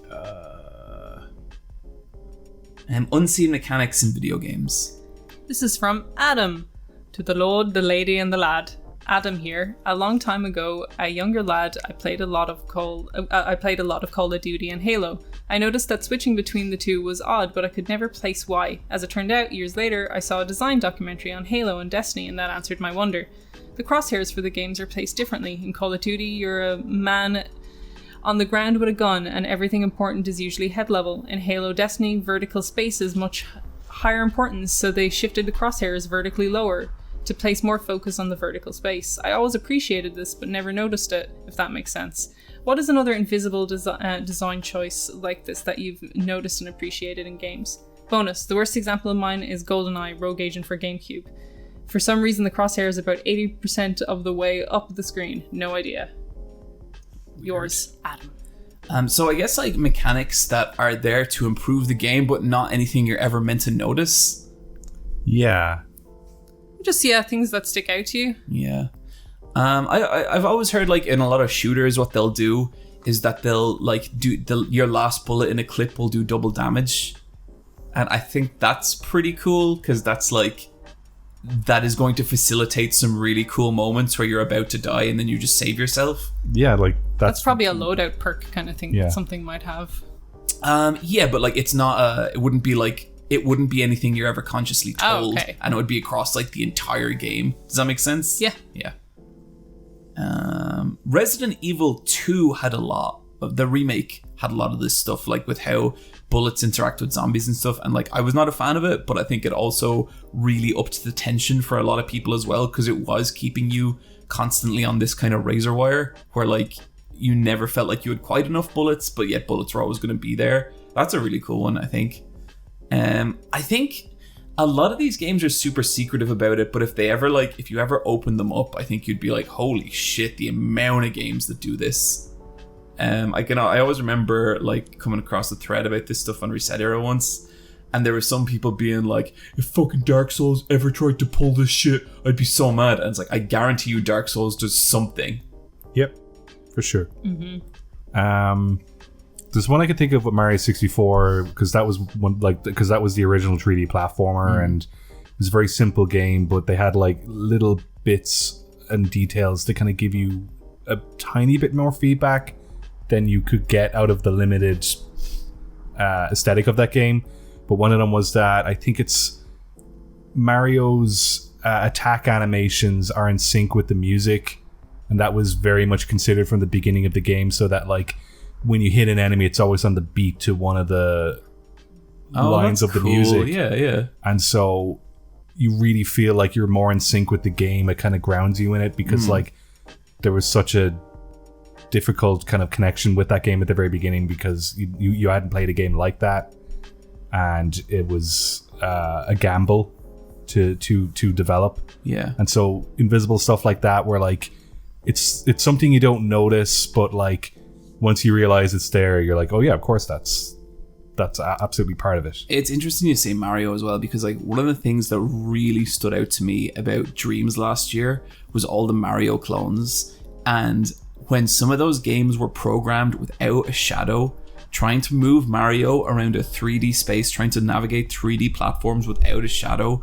was fucking impossible. And so like what I kind of thought was just this little like, you know, nice aesthetic touch was actually critical in letting you know where you were in 3D space, and not exactly like invisible, but I just never appreciated how important the pool shadow is very important. Yeah.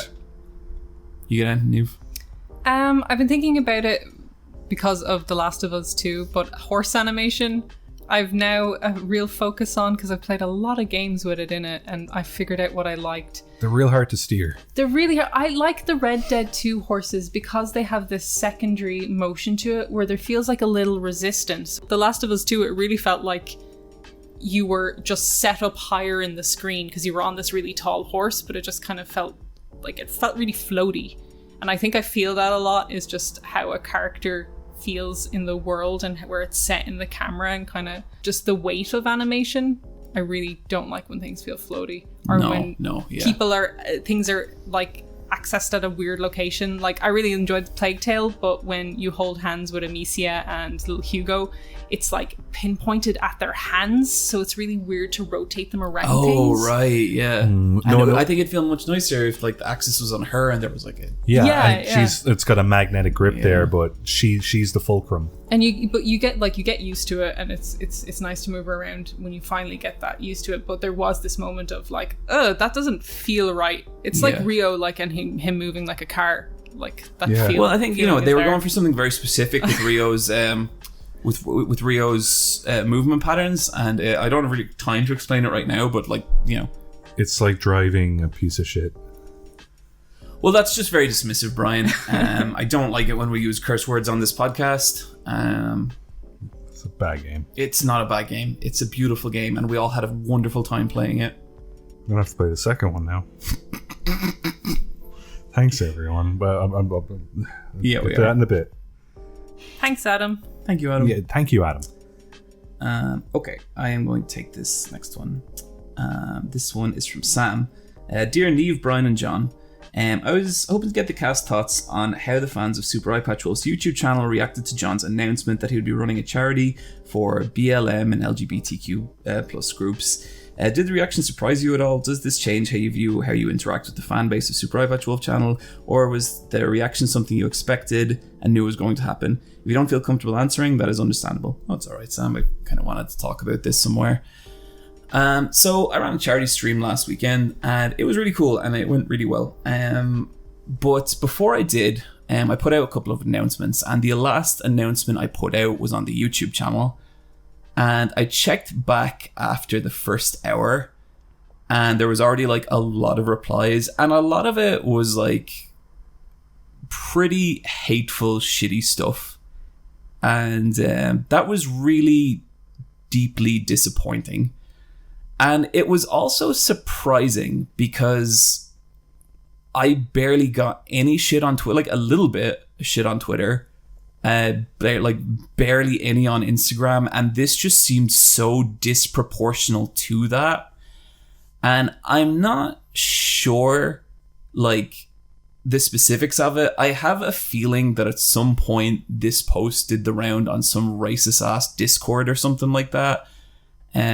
Because what I noticed, it was like all these racist posts, and they all had between 30 and 40 likes, which makes me feel like there was some just group of little shits in there getting in there, because like that's what a lot of these fucking far right and all things do. They have all these little tactics to blow up their numbers and push all their comments to the top, and like getting in there and liking it. Not saying it's not surprising that there wasn't a racist reaction, but this just seemed so disproportionate to every other piece of social media. I checked back today and it had evened out a lot, and there was a lot more people like pushing back on them, which was really good to see. But I guess just in terms of the actual content of the comments themselves, there was like pretty much the main feeling I saw a lot of people saying was like, oh, Super Eye Patch Wolf cashing in on woke dollars, or like virtue signaling and all this kind of stuff. And I think like there's kind of a few things there. First of all, like, I think there's like some very legitimate reasons to criticize me over this stuff. Like, first of all, if you want to say that, why did it take the death of George Floyd to start really advocating for this stuff? Like, why did you need something like that? I think that's completely fair. I think there's like responsibilities to my audience and myself that I've had with the YouTube channel that like I haven't fulfilled up till now. And the reasons why are less important than the fact that I didn't. So I'm not going to make any excuses there. And like the other thing is like people saying like, you know, you're running a charity on behalf of a racial minority here, and one of your goals is literally genocide. And you know what? Like, I absolutely should have considered that better. That's like just unobjectively a kind of shitty like terminology to use there, especially when I found out later that the actual name of that run is No Mercy, which would have saved me a lot of headaches. But to the people who are kind of like, you're virtue signaling, or that like you're doing this for woke points, I kind of have some stuff to say about that. Because there's people in my life who are gay, there's people in my life who are trans, and there's people in my life who are black. And some of those people are like family to me, and some of those people are family to me. And just because someone watches some fucking videos of me talking about anime for a couple of minutes, you think you have the fucking right to tell me what I am and what is going on inside me? You are a fucking moron. You are so fucking stupid to think you actually know anything about me just because you consume some of my videos. And like, virtue signaling woke dollars, I don't know what benefit that is doing me, because I knew before doing this it was going to be a giant pain in the ass, and it was. Like, the setup was arduous, the online shit was really irritating. I knew all that stuff was going to happen, but I did it anyway because I believe in this fucking stuff.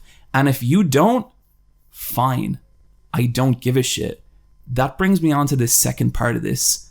I'm not fucking here to debate you. I'm not here to argue with you. I'm not here to convince you, and I'm not here to deprogram you. I have no interest in bringing people onto my way of thinking with this stuff. I believe in this shit. I act on it. That's my way. You are not my fucking responsibility. There are other YouTubers who will deprogram you and who will convince you and who will try to make you see the light. To me, if you don't see it by now, I don't fucking give a shit. And I don't give a shit if you unfollow me. I don't want you in my audience.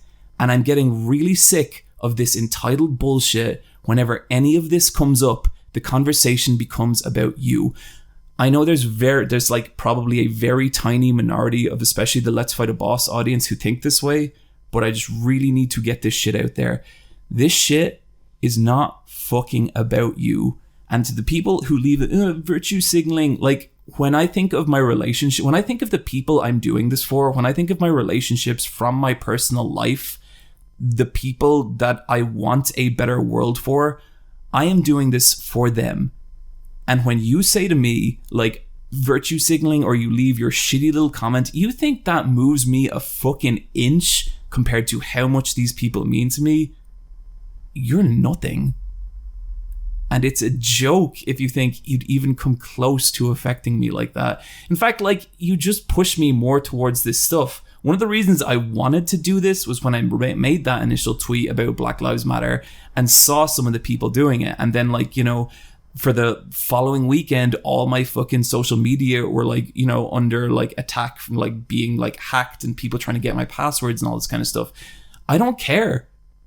That just made me want to do this shit more, and I'm going to do this shit more now. And if you don't like it, fine, like, fuck off. I don't care. Like, I don't need the numbers, you know? That shit doesn't mean anything to me. It never really did. I do this because I want to do it. Don't tell me why I want to do it because you don't know me. That's all I have to say about this stuff.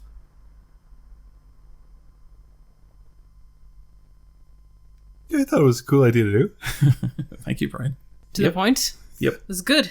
Yeah. And I had a lot of fun on the stream. It was a great stream. Honestly, probably the most fun I've ever had in anything I've done on the internet. Was so happy with everyone that came on. If you missed it, we ran a stream. I played through all of Undertale. We raised $18,000, and I had the time of my fucking life. And I can't wait to do something like this again. Congrats, John. It was an amazing experience to be part of, even in the littlest bit. Yeah, it was very surreal, and I'm glad I was there for it. One of my favorite sections was having you guys on, for sure. I'd go on the date with Undyne. She's just a lovable fish woman. Yeah, she's the best. Nice arms. I assume so. Like, I've drawn fan art. Okay, with that, guys, why don't we take it into our Patreon shoutouts? Thank you, Sam, for the email. Thank you, Sam. Thank you, Sam. Patreon.com/LFAB. So, Bryan, remember, like, a little while ago, you were like, yeah, we're probably going to hit 1,500 with the next Let's Play at some point. It's a day or two after we hit that. Guys, thank you so much. We recently hit $1,500 in the Patreon, which is such a crazy fucking amount, and it's so awesome, and thank you so much. And, you know, I joke around, I kid, but I love that Discord, and it's always a blast just to hang around in, and thanks so much for everyone there. And we're kind of still scrambling out of COVID stuff this time and figuring things out, but we are hoping to get the next Let's Play on the road. We're still kind of working out what it will be, because certain things there's certain things we wanted to do that we have to do much later, and then we hit the goal much earlier. So we've got some projects cooking, and we don't know which one will be fired out of the oven first. No, we don't. But it's very important that we do these warm-ups before we play Shenmue 2. Guys, it's going to be so good. Shenmue 2 is 100 times the game Shenmue 1 is. You keep saying that. 100 times the best game ever. But like, there better be like a skateboarding section or something in this game. I believe there is ducks. There is ducks. Yeah. It's but got you duck can miss racing them so easily. Thankfully, don't worry, we'll beat up the schoolgirl, and then we'll get to fight the ducks. Huh. Why would you beat up a schoolgirl? We already beat up a schoolgirl in Shenmue 1. Yeah, but she was like a delinquent schoolgirl. Okay, well, this one's not. Why is this? She entered a fighting tournament. Look. We're gonna beat the adult baby, and we'll show down with Landy, and it'll all be okay. I really hope that we get like a thrilling conclusion to what Landy did to Ryo's dad, and that we feel satisfied by the end of Shenmue 2. I think we will. I mean, I think there's some fun to be had in old Shenmue 2. Thank you, everyone, for being a patron. Thank you so much, guys. Patreon.com/LFAB. We have a section called Patreon Shoutouts. If you shout us out, it'll sound something. His first name is so good. It'll sound something like this.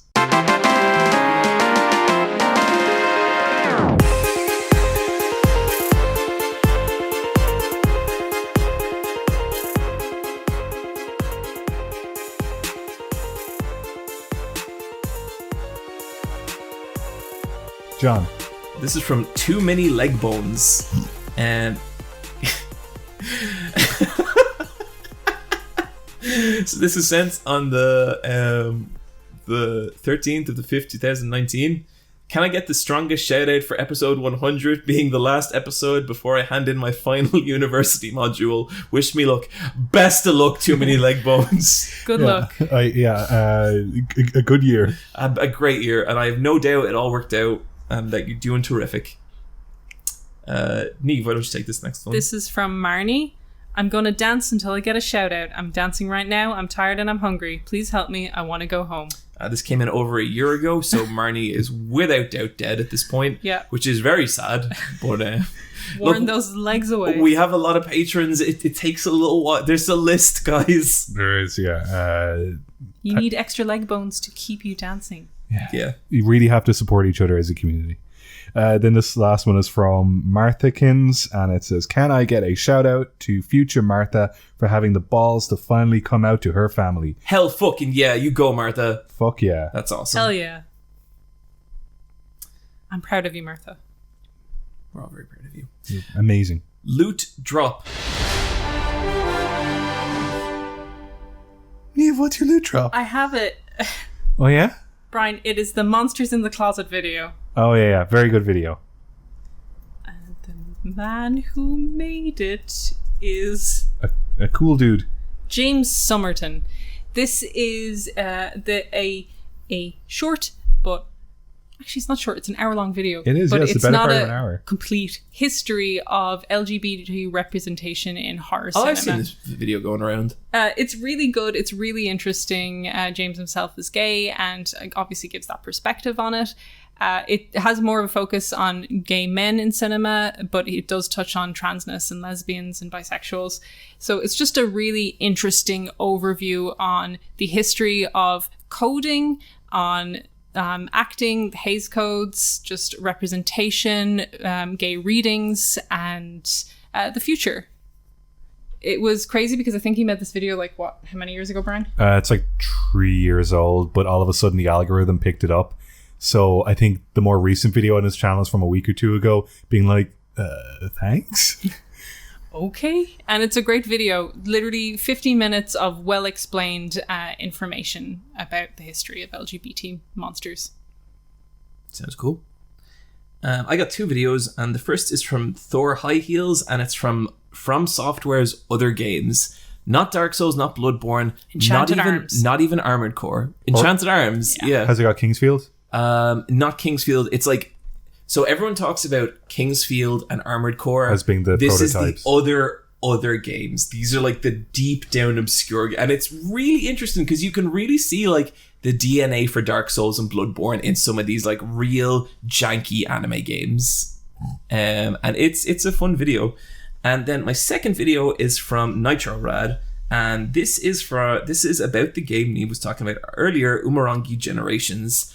And I think this game looks really, really cool, and this video got me really excited to play it. But I've been following Nitro Rad for a while, and I felt like this video was like kind of one of those videos that was just like a kind of level up for his stuff. He spends like 4 minutes in this video just like talking about camera lenses and explaining camera lenses. And it is like genuinely better than a lot of tutorials I have seen about camera lenses. And it's like obviously a subject he's super passionate about. And it was just really nice to watch. And then how that fed back into like his review of Umurangi was really, really good. And this was spoiled a little bit earlier, but my first loot drop, Thor High Heels, did the music for Umurangi Generations, which is really, really cool. It is cool. Sorry for spoiling that. That's all right. I was really excited about it. But so these 2 videos are friends. These 2 videos are friends.